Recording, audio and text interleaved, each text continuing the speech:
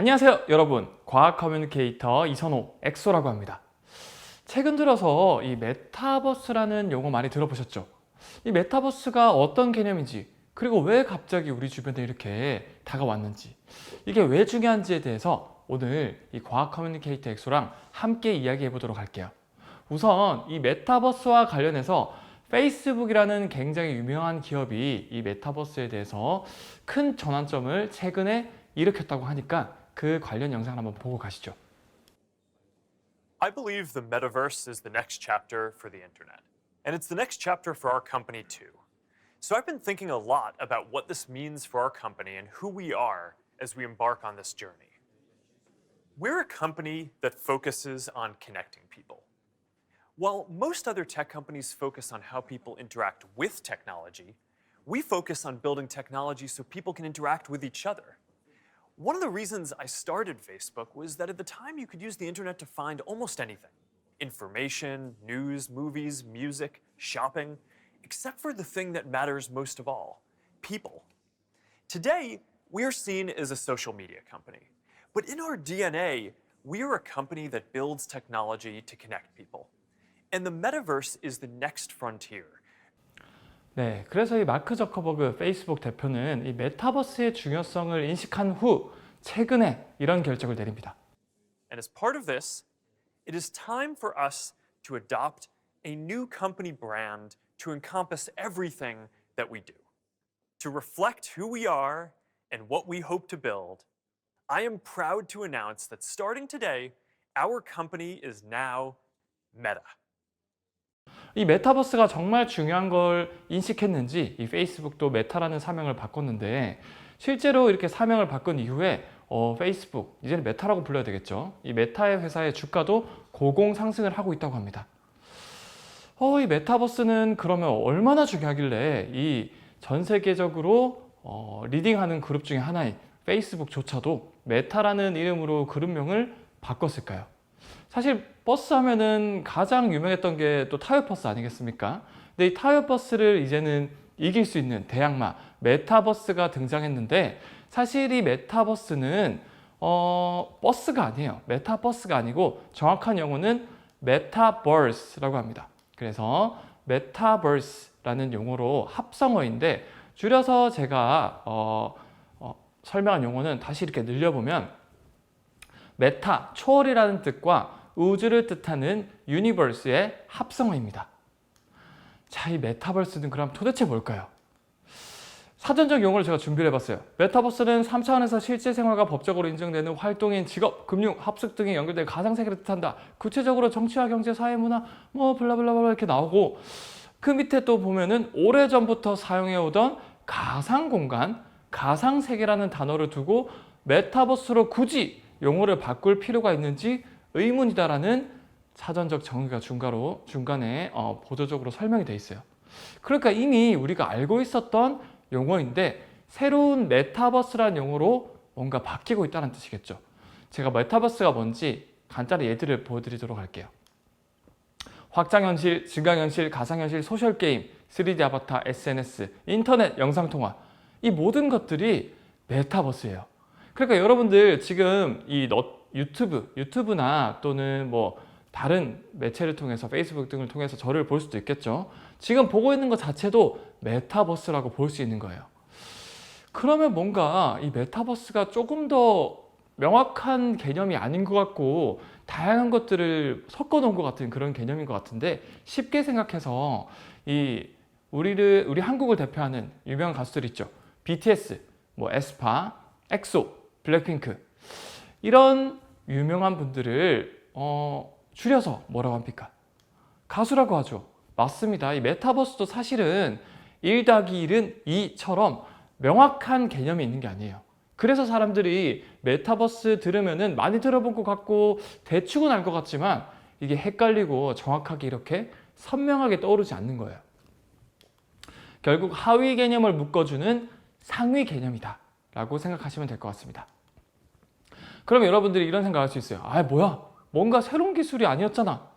에이, 별로 중요하지도 않네. 메타버스가 뭔가 새로운 기술도 아니고 이미 있었던 그런 모든 기술들을 합쳐서 그냥 하나의 용어로 메타버스라고 부르는구나 라고 생각을 하면서 뭔가 좀 풀이 죽을 수도 있을 텐데, 그래도 우리가 이렇게 메타버스란 용어를 만든 이유가 있지 않겠습니까?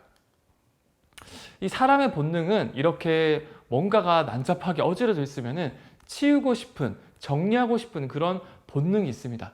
그런 본능에서도 이 메타버스가 필요한데, 오늘 제가 여러분들께 이 메타버스가 무엇인지 조금은 다른 친구들한테 또는 어린아이들한테, 할머니, 할아버지한테도 쉽게 설명할 수 있게끔 제가 간단하게 설명해 드리도록 하겠습니다.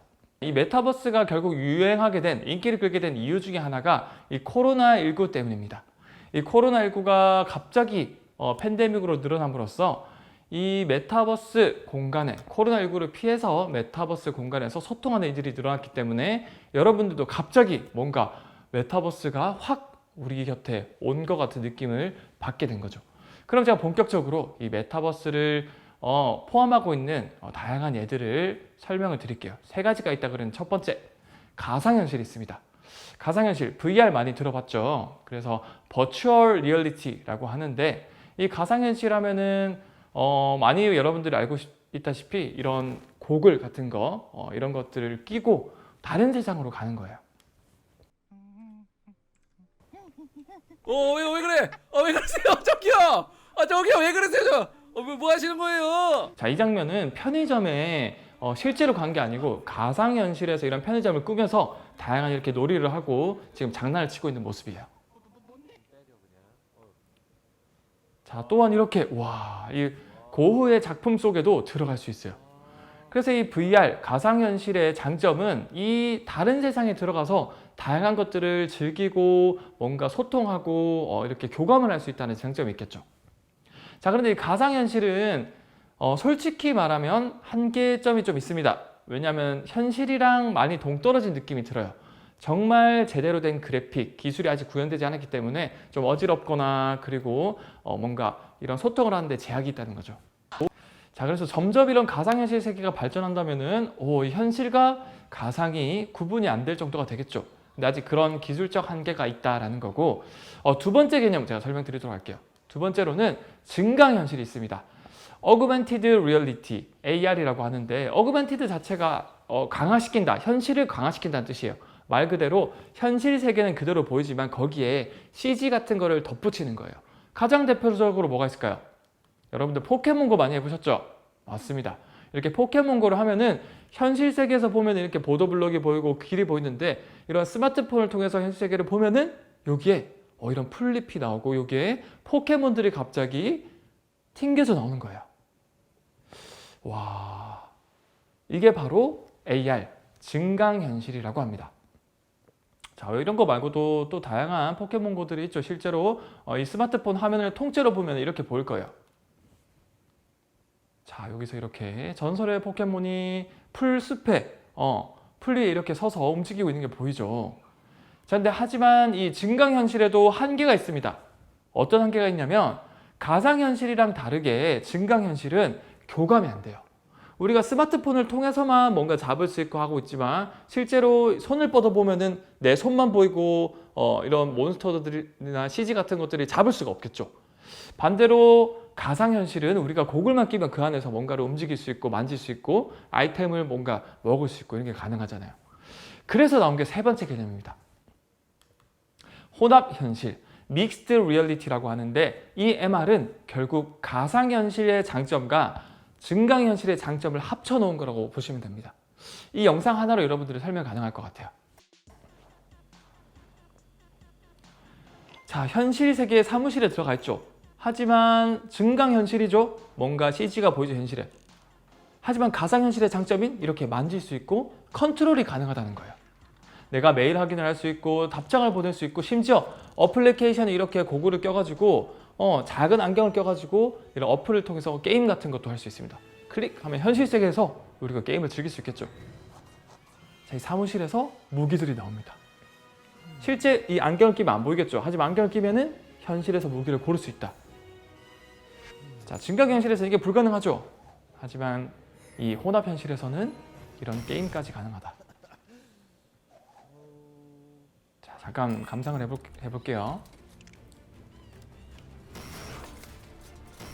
와, 이렇게 스마트폰 같은 화면에 갇혀서 하는 게임보다 이렇게 현실 세계에서 실제 있을 법한 게임을 하면은 정말 실감이 나겠죠. 제가 10년만 늦게 태어났더라면 좀 더 어린 나이에 이런 게임을 즐길 수 있었을 텐데.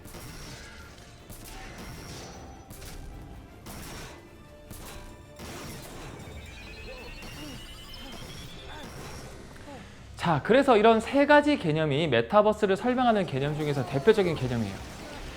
그런데 이런 개념을 크게 묶어서 확장 현실이라고도 합니다. 현실을 확장시킨다라는 의미로 쓰이죠.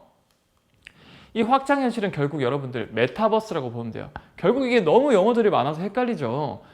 그냥 여러분들은 이런 모든 것들이 메타버스구나 라고 생각하시면 될 것 같고, 이 메타버스를 굳이 예로 나누자면은 가상현실, 증강현실, 그 다음에 이런 것들을 합친 혼합현실이 있다 정도만 아시면 될 것 같아요. 자, 대표적으로 이 메타버스 하면은 요즘 들어서 유행하는 게 제페토라는 이런 메타버스 게임이 있습니다. 자, 이 제페토가 어떤 건지 짤막하게 잘 설명해주는 영상 하나 보고 올게요.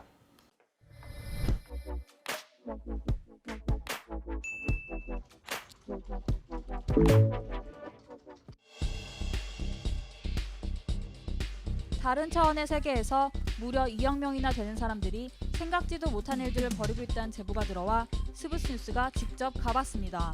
그 세계에 가려면 자기 모습을 바꿔야 해 3D 캐릭터가 돼봤습니다. 제페토로 가는 비행기를 타고 한 월드에 도착했습니다. 한 학교 교실입니다. 교실에는 10명이 넘는 사람들이 모여 있습니다. 셀카를 찍는 커플, 수다를 떠는 사람들, 특별한 패션 감각을 뽐내는 사람들까지 다양합니다. 여기는 대체 어떤 일이 벌어지고 있는 걸까요? 시민들을 만나 직접 이야기를 들어봤습니다. 안녕하세요. 저는 예원입니다. 제페토를 2019년 11월부터 시작을 해서 지금까지 계속해요. 유저입니다. 요즘 코로나라서 친구들이 서로 못 만나잖아요. 월드에 들어가서 친구들이랑 소통도 하면서 그렇게 노는 방법이 있어요. 선물 주는 그 방법도 있거든요. 옷이나 머리. 자, 이렇게 제페토라는 가상 세계가 있고, 저도 이런 제페토를 만들어서 한번 사용해 봤어요. 이건 제 아이디거든요. 혹시 제페토 하시는 분들이 있으면은 이 아이디를 추가를 하시면 좋을 것 같습니다.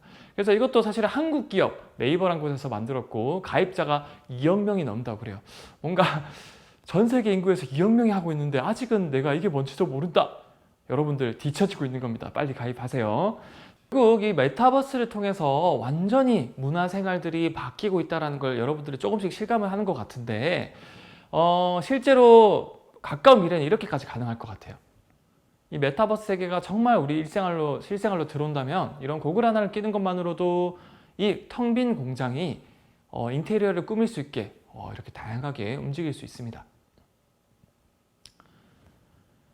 자, 이것뿐만 아니라 카카오톡을 보내는 것처럼 실시간으로 친구한테 연락을 할 수 있고, 그 친구도 지금 메타버스 세상에서 게임을 하고 있습니다. 그런데 갑자기 메신저가 왔어요. 그러면 실시간으로 서로 떨어져 있지만 이 메타버스 세계에서 만날 수가 있어요. 아까 제페토 이런 것처럼 이렇게 만납니다. 그래서 다양한 아이디어를 주고받기도 하고, 인테리어는 어떻게 할지 서로 바로 만날 수 있는 환경이 조성되는 거죠. 뿐만 아니라 저렇게 3명뿐만 아니라 저런 전 세계의 사람들을 누구든 만날 수 있는 세계가 오고 있다라고 볼 수 있겠죠. 자, 그럼 이 메타버스의 개념에 대해서 제가 조금만 더 설명을 드리자면, 이 메타버스 하면은 갑자기 온 것 같고, 제가 아까 말씀드린 것처럼 코로나19 때문에 이렇게 대면이 힘들어지다 보니까 원격을 통해서 가상현실 세계에서 만나다 보니까 갑자기 온 것 같지만, 이 메타버스는 이미 천천히 우리 곁으로 오고 있었어요. 이 메타버스를 그 전에 우리가 썼던 다양한 플랫폼을 굳이 나눠보자면 웹 1.0부터 웹 2.0, 3.0까지 나눌 수 있습니다. 그래서 웹 1.0 같은 경우는 여러분들 인터넷 PC가 웹 1.0이에요. 그 인터넷 PC, 그 다음 웹 2.0은 우리 스마트폰 많이 쓰죠. 모바일, 좀 더 간편해지는 그런 플랫폼, 그게 웹 2.0이고, 웹 3.0이 바로 VR, AR 기기를 통해서 가상현실로 가서 다양한 분들과 소통을 할 수 있는 세계, 그게 웹 3.0이라고 보면 될 것 같아요. 그런데 웹 1.0이나 2.0 초반기는 좀 단점이 있는 게 굉장히 중앙 집권적이었어요. 기업이 뭔가 서비스를 생산하면은 일방향적으로 그냥 우리는 소비할 수밖에 없습니다. 우리가 이거 만들었으니까 이거 그대로 써. 우리가 뭔가 새롭게 만들 수 있거나 개선점을 바라거나 이런 것들이 굉장히 제한적이었어요. 자, 근데 요즘 어떻습니까? 웹 1.0에서 2.0으로 넘어왔죠. 그 넘어온 거에서 지금 후반으로 넘어가고 있습니다. 2.0에서 3.0으로 메타버스 얘기가 많이 들리고 있으니까. 그래서 웹 2.0 중반쯤부터 갑자기 튀어나온 게 뭡니까? 유튜브죠. 유튜브 또는 이제 최근에 틱톡도 많이 유명하죠. 이 유튜브나 틱톡에 구독자 많은 분들 직접 생산하는 대기업일까요? 삼성이나 구글 이런 분들일까요? 아니죠. 대부분의 수천만, 수백만, 심지어 1억 명이 넘는 구독자들 대부분이 개인이에요, 개인. 그 말이 뭘까요? 이 웹 1.0부터 웹 2.0 초반까지만 해도 가지고 있던 한계점인 굉장히 중앙 집권적인 대기업이 생산하던 그런 서비스를 무조건 소비할 수밖에 없었던 상황에서 이제는 서로 스스로 만들고 소비하는 문화가 된 거예요. 그게 바로 탈중앙화. 이게 가장 핵심 개념입니다. 근데 이 웹 2.0에서도 한계가 있습니다. 보통 이렇게 구독자가 많은 분들 그리고 이런 서비스를 많이 만드는 분들을 보면은 대부분이 좀 편집을 잘하는 분들이거나 아니면 코딩을 잘하는 분들이거나 그래서 개인들로 이게 많이 넘어오긴 했지만 그 개인들 중에서도 소수의 개인들이 이런 것들을 많이 누리고 서비스를 생산할 수밖에 없었습니다. 자, 근데 이제 웹 2.0 후반에서 3.0으로 넘어가는 단계죠. 이제 세상이 바뀌고 있어요. 이 3.0으로 넘어오면은 누구나 쉽게 생산자가 될 수 있도록 실제로 이 메타버스 세상, 아까 제가 말씀드린 제페토뿐만 아니라 마인크래프트, 로블록스 이 모든 것들이 이미 그 플랫폼 내에서 쉽게 많은 분들이 만들 수 있게 그런 도구들을 만들어주고 있어요. 우리가 예전에는 뭔가 만들려면은 프리미어 프로, 애프터 이펙트, 그 다음에 포토샵 이런 거 어렵잖아요. 그 다음 코딩 이런 것들. 하지만 웹 3.0 세상에 들어가면은 누구든 쉽게 만들 수 있는 그런 프로그램을 다 배포를 하고 누구든 쉽게 만들 수 있게 되는 거죠. 완벽한 탈중앙화가 되는 겁니다. 이거 들어보면 여러분들 비슷한 개념 어디서 많이 들어보지 않았어요? 혹시 블록체인, 비트코인, 가상화폐 들어봤죠? 이것도 기존의 은행이라든가 중앙 집권적인 돈의 흐름이 이제는 모든 개개인의 그런 권리로 돌아가는 중앙 집권에서 탈중앙화가 되는 거랑 같은 개념이에요. 사실 다른 게 없어요. 메타버스든 또는 블록체인이든 이 4차 산업혁명의 모든 핵심 개념이 중앙 집권의 권력에서부터 모든 개개인이 권력을 누릴 수 있는 탈중앙화로 가는 흐름입니다. 그중 대표적인 게 메타버스고요. 결국 이런 것들을 정리해보면 크리에이터 분들의 이런 경제성이 증가되고 또한 컨텐츠의 탈중앙화의 가속화, 그 다음에 이런 것들을 쉽게 만들 수 있게 플랫폼들이 제공하는 에디터, 쉬운 그런 제작 도구들 이런 것들이 겹쳐짐으로써 새로운 직업들이 등장하고 있는 거예요. 우리가 이렇게 4차 산업혁명 하면서 많은 용어들이 많이 오는데 그 중에서 중요하다고 생각하는 것들은 결국 새로운 직업들이 창출되고 많은 돈들이 흘러 들어온 것들이에요. 그게 바로 블록체인, 메타버스 그런 것들이죠. 3D 프린트, 많죠. 4차 산업혁명 하면 유전자가 이런 것들도 있고 결국 돈이랑 다 연결이 된다라는 거죠.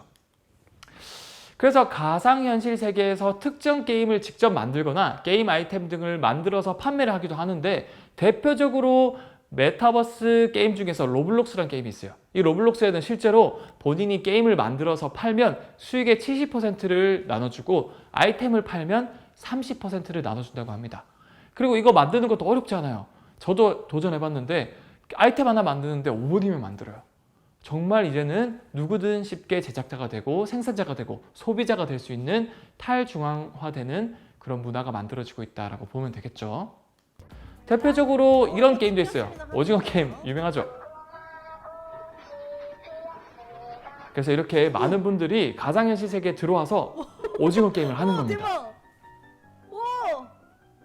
오, 지금 어드민이 가서 죽이고 있어요. 자, 이 게임 만드는데 몇 분 걸렸을까요? 제가 좀 찾아봤거든요. 여기 유튜브에서도 로블록스 오징어 게임 10분 만에 만들기. 와, 이런 옛날에 게임 같은 경우는 이 코딩하고 프로그래밍하고 뭐 몇 날 며칠 몇 달이 걸렸는데 이제는 이 정말 쉬운 제작 툴이 만들어짐으로써 개인도 10분 만에 만들 수 있는 세상이 왔다는 거죠.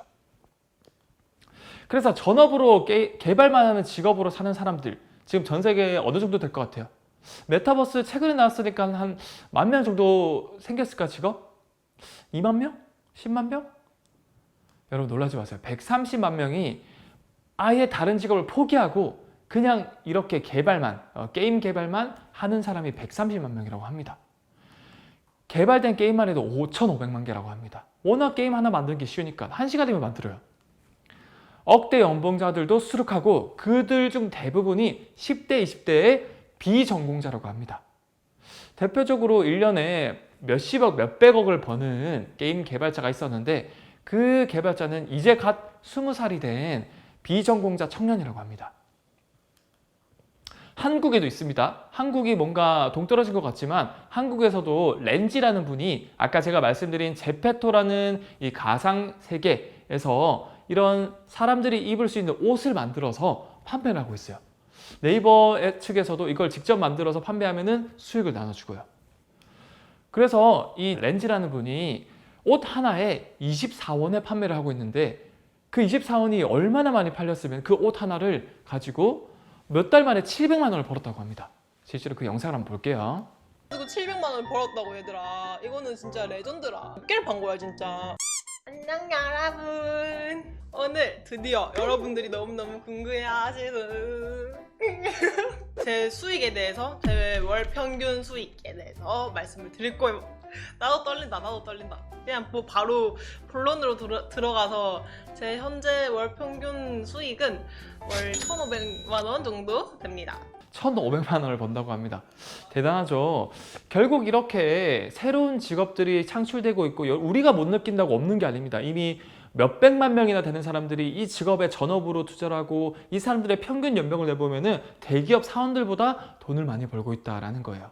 그래서 단순히 메타버스라는 세계 자체가 우리가 즐길 수 있는 문화가 아니고 거기에 수많은 직업들이 창출되고 즐기고 기존의 한계점들을 넘어서는 다양한 장점들을 가지고 있다는 거죠. 근데 여기서 제가 아까 블록체인 기술이랑 뭔가 비슷하다 그랬죠. 탈중앙화. 여기서 문제점들이 하나둘 나오고 있습니다.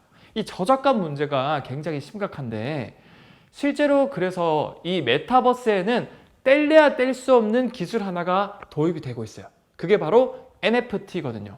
여러분들 NFT 많이 들어봤죠? 이 NFT가 뭐냐면 Non-Fungible Token, 뭔가 어려워 보이지만 별거 아닙니다. 대체 불가 토큰이라고 하는데 처음에 뭔가를 만들었으면 그 제작한 원본이 이게 원본이다라고 증명을 해주는 일종의 인식표 같은 거예요. 태그 같은 거예요.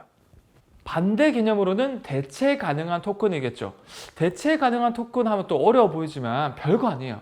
그냥 우리가 지금 뭐 카카오톡으로 사진 보내거나 동영상 보내줘.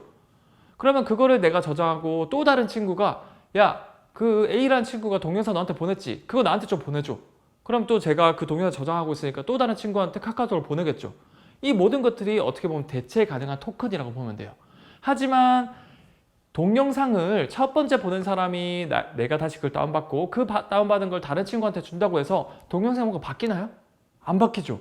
똑같은 원본 영상 그대로 파일을 가지고 있고 바뀌는 게 없어요. 사진도 그렇고 영상도 그렇고. 그러면 당연히 이 영상의 가치는 많은 사람들이 공유하면 공유할수록 희석이 되고 없어지겠죠. 그러면 당연히 제작하는 사람들 입장에서는 힘이 빠지겠죠. 내가 만들었는데 이거를 그냥 컨트롤 C 컨트롤 V 하면은 다른 사람이 만들었다고 거짓말을 할 수도 있고 그러면은 만들 이유가 없잖아요.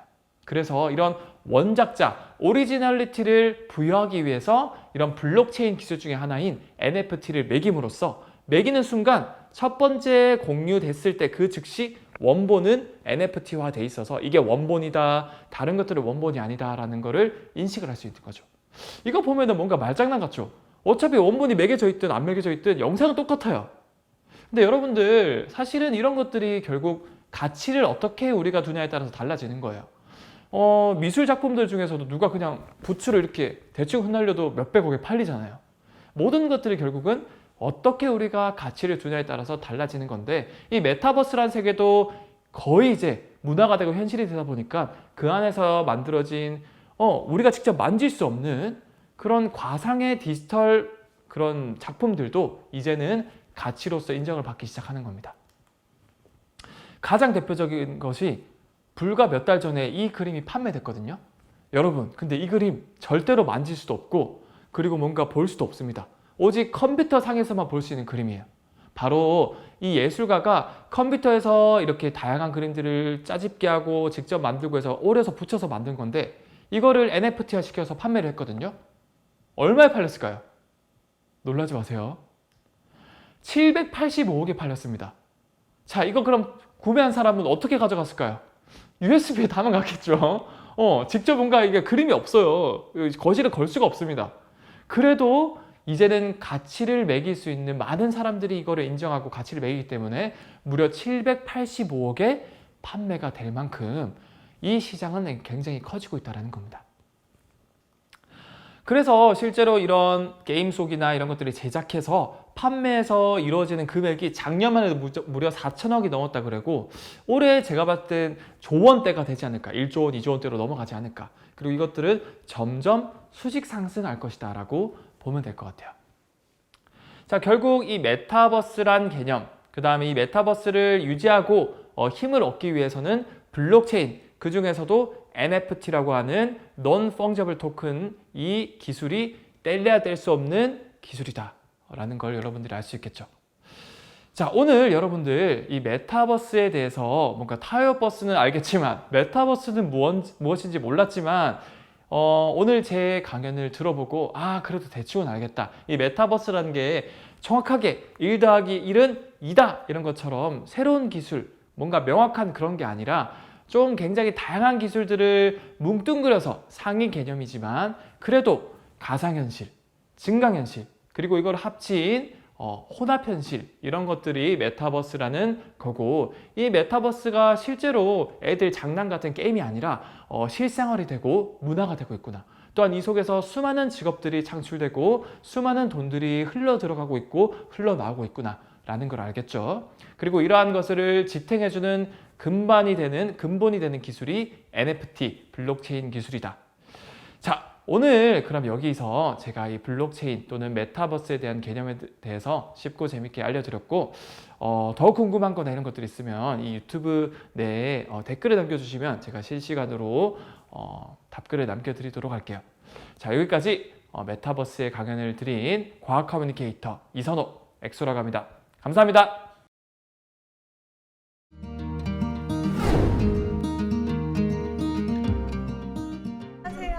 안녕하세요. 반갑습니다. 2021년 대한민국 교육기부 박람회 보이는 라디오 공부합시다에 오신 여러분 너무 반갑습니다. 반갑습니다. 오늘도 공부하려고 또 모였어요. 근데 저희 지금 막 채팅창에 보니까 벌써 이렇게 안녕하세요 해주시는 분들도 계시거든요. 또르떼님도 계시고요. 김정아님도 안녕하세요 해주셨는데 반갑습니다. 반갑습니다. 차하 하신 분도 계시고 멍뭉이님도 안녕하세요 이렇게 와주시고 계신데 역시 오늘도 다들 또 기다려주신 것 같죠 느낌이? 맞습니다. 네. 아니 이미 공부가 재밌다는 걸 알았기 때문에 공부의 맛을 우리가 안 거지. 공부하러 오셨네요. 오늘은 마지막 순서예요. 마지막 공부합시다. 눈물을 벌써 마지막.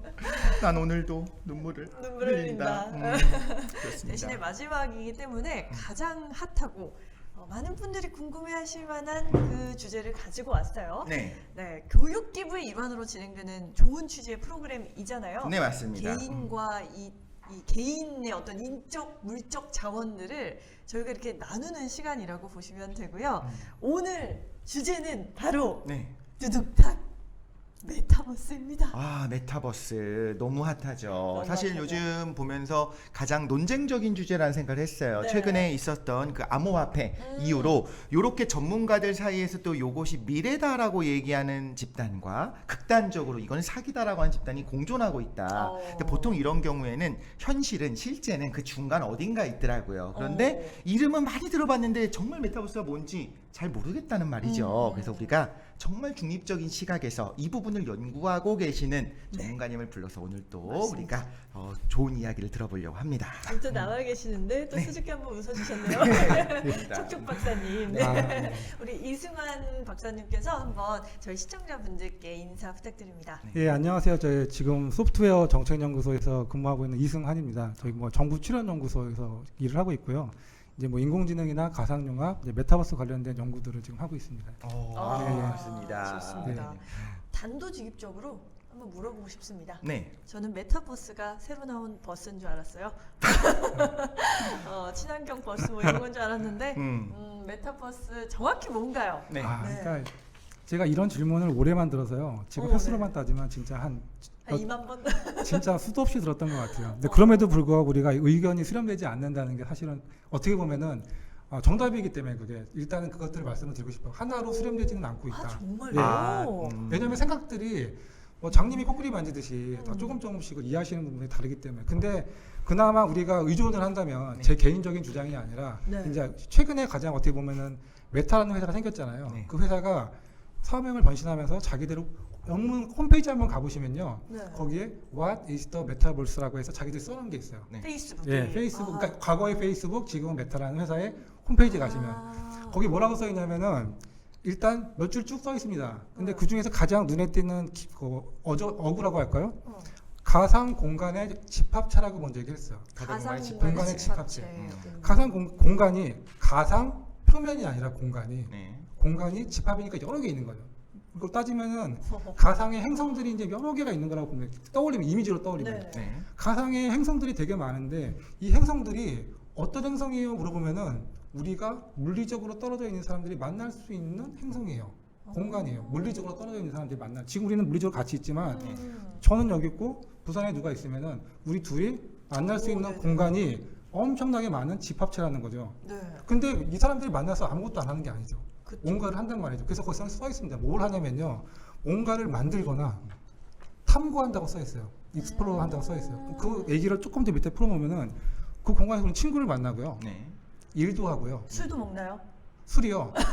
오감이 다 지금 오감이 다 전달되지 않기 때문에 아직 안 시각, 돼요. 촉각과 이제 촉각 정도도 굉장히 좋아졌죠. 시각이나 나머지 두 개는 아직 갈 길이 멀고. 개발 중. 예, 근데 사실 이 세 가지 감각만으로 우리는 굉장히 만족할 수 있고. 그러니까 이 공간에서 일도 하고, 뭔가를 배우기도 하고, 쇼핑하기도 하고, 크리에이트 뭔가를 만들기도 한다는 거죠. 이런 공간이라고 거기에 정의를 해놨어요. 본인 홈페이지에. 그래서 저희 주장이 아니고 이번에 어쨌든 가장 그쪽에서 많은 에너지를 쏟고 있는 기업들이 생각하고 있는 메타버스라는 개념이 그거고 한 가지만 더 말씀을 드리면은 오래전부터 공간을 만들어 왔던 기업이 있습니다. 유니티라는 기업이 있죠. 유니티. 네, 제가 유니티가 좋아하는 게임들 많이 나왔습니다. 지금 이제 그 지금 메타버스의 선도 대장주 중에 하나죠. 네. 그럴 수밖에 없는 게 오래전부터 가상의 인간과 공간을 만들어 왔잖아요. 근데 이 CEO한테 물어보고 싶은 거죠. 다 궁금하잖아요. 가장 오랫동안 메타버스를 만들어 왔으니까 도대체 메타버스가 뭐예요? 한마디로. 나 시간 없으니까 한마디로. 한마디로. 근데 그분의 대답은 사실은 제가 해석을 해드리면은 디지털 우주라고 얘기해요. 그 말이 더 어려워요. 디지털 우주. 그러니까 제가 가상 공간의 집합체면 행성들이 많다는 거잖아요. 네. 그래서 행성들이 그 리치탈러가 얘기한 겁니다. 우리는 수많은 가상의 행성들을 가지고서 서로 오가면서 사는 거예요. 근데 행성들이 너무 많잖아요. 그러니까 이게 우주 같은 거예요. 갤럭시라는 거죠. 왜 마을이 아니고 행성으로 이야기를 그러니까요. 하네요. 갤럭시라고 표현했어요. 집합체. 은하 안에서 우리가 사람들이 많이 사는 행성도 있고 막 행성들이 종류가 다양하잖아요. 목적도 다르고 네네. 굉장히 사람이 없는 것도 있고 막 엄청나게 많잖아요. 그런 것들 이미지를 떠올린 것 같아요. 그렇군요. 지금 말씀해주시는 와중에 그 김한용의 모카님께서 또 네. 와 독실이님 팬이에요. 또 어우, 인사해 네. 주시기도 아유, 했어요. 감사합니다. 저 굉장히 위에 유명한 대형 유튜버신데. 아 그래요. 네. 저 위쪽에 너무 네네. 소개해드리고 싶었던 그쵸? 댓글이 있었는데 댓글도 있죠. 이승환님 케이윈 케이윈 닮았네요. 닮았네요. 그 말씀은 뭐 몇 번 정도 들으셨어요? 역시 또 듣게 되네요. 그럼 또 예. 메타버스에는 예, 버스인 줄 예, 알았다. 예. 이거랑 쌍벽으로 예, 이루어졌네요. 예. 네. 저희가 오늘 좋은 질문 해주시는 분들 선정해가지고 네. 신혜님을 드리고 있습니다. 여러분 지금 저녁 시간이잖아요. 네. 이제 방송 끝나고 치킨 타셔서 치킨 드실 수 있는 거예요. 그럼 박사님께 먼저 이거부터 말씀드릴게요. 케이윌 닮았다라고 하셨던 그분 치킨 드릴까요 말까요? 아, 드려야죠. 치킨 드리겠습니다. 아유, 축하드립니다. 일단 저희가 관심을 보여주셨잖아요. 그러니까 너무 아무것도 아닌 저에게 드려야 됩니다. 꼭 드려야 됩니다. 아유, 네, 꼭 드려야 좋습니다. 됩니다. 네. 축하드리고요. 질문 하나를 제가 꼽고 싶은데 홍스 제이님께서 좋은 질문을 해주셨어요. 위쪽에. 네. 네. 요새 더 위쪽에서 제가 봤는데요. 네. 그러니까 요새 메타버스가 이렇게 떠오르게 됐는데 그 계기가 무엇인지 물어보셨거든요. 저도 메타버스를 분명히 진짜 엄청 많이 들었어요. 근데 언제부터 이게 이렇게 지금 막 대중의 흐름을 타고 있지는 맞아. 모르겠어요. 네. 어디서 이게 나왔을까? 코로나가 확 앞당긴 게 아닌가 싶은 생각도 들고 그중에- 계속 연구를 오랫동안 해오셨으니까. 네. 네, 그 중에 하나가 지금 말씀하신 게 하나가 맞습니다. 여러 가지 일단은 환경적인 부분에서는 코로나가 맞아요. 이미 올 거였는데 사람들이 답답하잖아요. 그래서 네. 온라인에서 계속해서 만나왔는데 우리가 만나는 이 온라인의 방식이 답답한 거죠. 왜냐하면 우리는 온라인에서 계속 뭘로 만나냐면은 화면으로 만나야 돼요. 네. 텍스트로 만나고 이미지로 만나야 되는데 이게 잠깐은 괜찮은데 오랫동안 만나는데 소통이 힘든 거죠. 우리는 공간에서 지금 이렇게 얘기를 해야지 제일 편한데 네. 우리는 계속해서 이 2D 디멘전 안에 갇혀 있거든요. 근데 시간이 가니까 체류 시간이 길어지잖아요. 그러니까 네. 사람들은 더 답답해지니까 공간을 원하는 거예요, 전부 다. 공간 안에서 할 수 있는 것도 찾게 되죠. 그래서 일단은 코로나는 환경적인 요인이 작용을 했고 네. 두 번째는 기술적인 요인이 하나가 있는 것 같아요. 우리가 이 공간이라고 얘기를 하고 있는데 이 공간을 우리가 뭔가를 채워야 되거든요. 네. 이 공간은 사실 어떻게 보면 그냥 데이터의 굉장히 총체죠. 데이터가 모여 있는 거잖아요. 네. 근데 이 데이터를 만드는 방식이 뭐냐면은 인공지능도 필요하고 굉장히 빠른 네트워크도 실시간으로 처리가 돼야 돼요. 그렇죠. 근데 네. 지금 우리가 가장 최근에 5G가 또 상용화 되면서 인공지능 기술도 2016년 이후에 알파고에 굉장히 성숙을 했어요. 네. 그러니까 이 공간이 우리가 원하는 만큼 이제 지능화된 모습들을 갖춰나가기 시작하는 거예요. 현실적이고. 우리가 이 안에서 뭔가는 예전에 하는 게 뭔가 되게 부자연스러웠는데 이 안에서 우리를 뭔가 자꾸 하게 만드는 거예요. 편안하고. 기술적인 요인들이 기술들이 이제 올라오는 거죠. 우리는 그것들을 예전에 인공지능에서는 특이점이라고 얘기했죠. 네. 다 원래 있던 기술이에요. 인공지능도 있던 기술들이고 이 공간을 만든 XR이라는 기술도 갖고 있었던 기술들인데 그럼 왜 지금 와서 이렇게 난리냐라고 얘기를 하시거든요. 근데 그 똑같거든요. 기술이 과거에도 있어 왔는데 어느 순간인가 지나가 되면 티핑 포인트가 생깁니다. 네. 굉장히 성능이 좋아지는 포인트가 생기는데 그런 점들이 지금 공간 안에서 많이 이루어지고 있는 거예요. 그러니까 기술적인 부분들이 하나가 있고 또 하나는 저는 경제적인 부분이라고 생각해요. 가장 쉽게는 여기서 돈 버는 사람들이 생긴 거예요. 예전에 가상이라는 공간은 나는 예보부터 다 돈 쓰기만 했는데 내가 열심히 월급 돈 벌어가지고 아이템 사고 만렙 찍고 거기서 막 이거다가 찍고 나면 약간 허무해가지고 다른 게임 찾고 약간 이런 패턴이 사이버머니였으니까요. 여기서는 사이버머니는 사이버머니잖아요. 제가 부자가 아니잖아요. 전형적인 소비 구조인데 가만히 보니까 메타버스라고 하는 공간에서 누군가가 돈을 벌기 시작해요. 근데 그게 돈을 조금 버는 게 아니라 내 월급보다도 많이 버네? 뭐 억대 명자도 있고 막 이러네요. 로블록스만 해도 지금 1억 이상 버는 사람들이 300만이 넘으니까요. 그러니까 그 중에서 지금 실제로 130억 명이 지금 돈을 실제로 캐시아웃을 하고 있으니까요. 그러니까 여긴 뭐야? 이제 이 공간 안에서 뭔가 내가 할 수 있던 그냥 단순히 텍스트를 주고받고 이미지를 주고받고 영상을 보고 이런 곳이 아니구나. 내가 뭔가 공간에서 할 수 있는 곳이구나라는 게 이제 삼박자가 좀 어우러진 거죠. 그러면서 이제 제페토라는 그런 행성들이 막 생겨나기 시작하는 거예요. 이것저것 막 생겨나는 거죠. 그래서 수익 모델도 막 드러나고 그러니까 관심들이 많아진 거죠. 저도. 이 부분이 이제 기업 입장이나 좀 네. 어른들의 입장인 거고 우리가 지금 영상을 보고 있을 청소년들 입장에서도 실제로 들어가 봤더니 현실감 있고 재미있더라. 친구들을 그냥 뭐 톡으로 이야기하는 것보다 그 안에 네. 정말 이야기하면서 즐기는 것들이 더 좋더라. 네. 실제로 학생들이요 요즘은 친구들 얼굴을 보지를 못하고 1년 2년이 지나잖아요. 네. 그래서 어떤 교우 관계에 대한 문제가 생긴다고도 해요. 정말 좀 심각하죠. 그게. 근데 그 안에서 보다 보니까 조금 더 친밀함을 느낄 수 있는 공간을 이제 찾게 되는 걸 수도 있겠네요. 그러니까 공 감각이 정말 필요하거든요. 우리가 이게 한계가 있습니다. 텍스트는 한번 보내고 나면 제가 기다려야 돼요. 무슨 생각을 하는지 알 수가 없어요. 얘가 지금 내 말이 기분이 나쁜가? 좋은가? 근데 우리는 지금 얘기하는 순간에 다 알고 있잖아요. 지금 이해를 못하고 있구나. 내가 또 어렵게 얘기를 하는구나. 내가 역시 공부를 또 못했구나. 이런 생각을 하고 있는데 이게 지금 우리가 공간에 있기 때문에 생기는 일들이거든요. 사실 이게 공간이 그래서 중요하고 우리가 공간에 살기 때문에 그래요. 그게. 그리고 사실 그 전제에는 우리가 다들 만나고 싶어하는 욕구가 대단히 많은 것 같아요. 코로나 그렇죠. 때 느꼈지만 네. 그러니까 결국은 만남을 위해 가상 공간까지 만들어가면서 우리가 만나는 거잖아요. 그렇죠. 네, 그런 생각도 드네요. 근데 그 안에서 그냥 놀고 그냥 지낼 줄만 알았는데 가만 보니까 이게 여기서 이제 경제활동도 이 되고. 경제 활동을 하고 중요한 거는 이제 여기서 일을 할 수 있겠구나라는 사람들이 생각을 한 거죠. 네. 그래서 드디어 이제 우리가 이제 직방이라는 회사는 유명하잖아요, 워낙에. 직방이라는 회사가. 방 그렇죠. 찾는 회사요. 네, 부동산 회사. 이번에 올해 상반기까지만 해도 강남역에서 그 비싼 임대료를 주고 거기서 다 사람들이 일을 했습니다. 네. 모든 직원들이 다 거기서 네. 일했는데 올해 이제 자기들의 메타버스를 만들었죠. 메타폴리스를 만들어서 거기서 모든 직원들이 다 일로 이주를 했어요. 오프라인에서 이제 출근을 안 해요. 그리고 오늘 아마 뉴스 보시면 나올 겁니다. 컴투스가 올해 말에 직원들이 2,500명인데 우리 전부 다 메타버스에서 일하겠다고 발표했어요 오늘. 그럼 그 직원들을 어디서 해요? 그럼 집에서 그냥 이게 메타버스 집에서 PC 화면에 보면은 PC 화면에 공간 속으로 들어가는 것처럼 나오죠 이렇게. 그래서 실제로 메타폴리스를 보시면요 건물에 들어가잖아요. 로비가 있어요. 로비가 있고 수혈실도 있어요. 그 로비에 보면 광고도 막 이렇게 있습니다. 네네. 그래서 엘리베이터 버튼을 누르잖아요. 그게 쭉 이렇게 올라가요. 그리고 딱 내리면은 저희 동료들이 이렇게 앉아 있어요. 네. 근데 가까이 가면 얼굴이 보이죠. 네네. 멀어지면 얼굴이 안 보이고. 네네. 마치 우리가 그 궤도타운에 있는 거랑 똑같죠. 와. 같은 팀이 이렇게 앉아서 일을 하고 있죠. 줌에서는 이게 공간감을 안 느낄 되죠, 수가 없거든요. 맞아요. 그쵸. 근데 여기서는 사무실에 있다는 공간감이 느껴지는 겁니다. 그래서 일을 이렇게 하고 있어요. 그럼 요걸 하나 켜놓고 실제로 업무용으로 옆에다 또 놔두고 업무는 하고 있고. 업무 지금 하고 있죠. 그래서 지나가다 누가 저한테 말을 걸 수도 있죠. 너 지금 잠깐 나랑 저기 회의실에서 얘기 좀 하자. 그러면은 또 가서 얘기를 근데 잠깐 그 하고. 공간 안에서 그 공간 안에 있는 컴퓨터를 타이핑하는 거는 아니죠.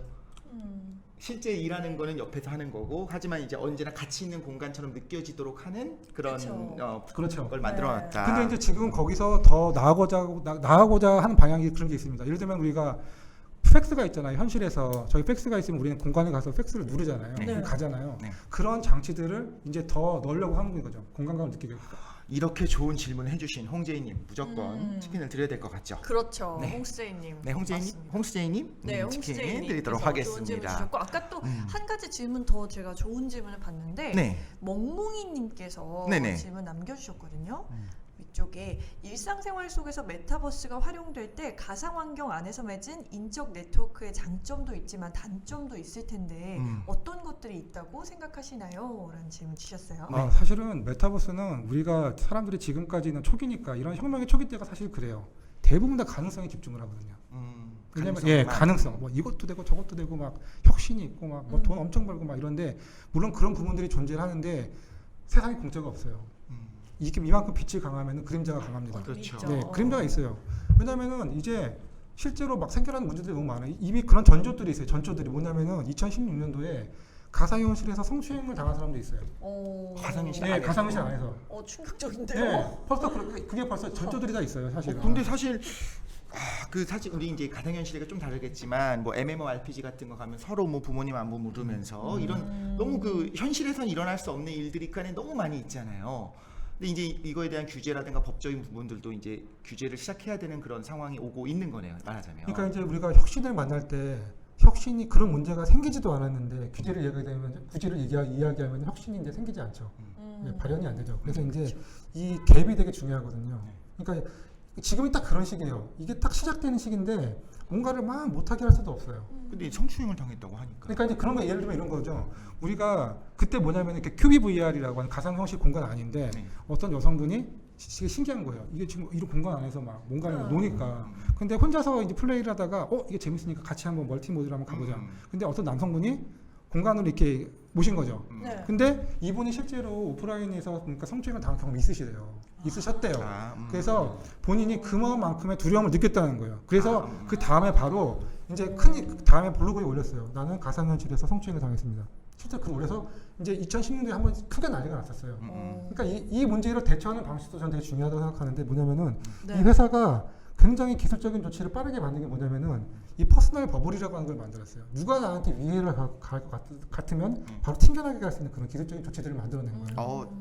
또 어떻게 보면 지금 서구적인 방식이기도 하네요. 그렇죠. 그러니까 우리가 이제 어떤 문제가 생겼을 때 기술적인 조치로 대응할 수 있는 부분들이 있고 근본적으로 그게 또 안 되는 이슈들도 있어요. 그렇죠. 그러니까 그런 것들은 이제 제도적인 부분이 또 나중에 보완이 돼야 되는데 이제 시작되는 단계에서 그렇게 이제 너무 제도적인 게 너무 막 빨리 들어버리면 이제 서비스가 잘 안 나오고 사실은. 수 있겠죠. 근데 그런 게 막 공존해 가면서 문제들이 생기면서 막 네. 왔다 갔다 할 거예요. 똑같이. 왜냐면 그러네요. 지금 로블록스 안에서도 지금 제가 말씀드렸잖아요. 되게 좋은 것만 말씀드렸죠.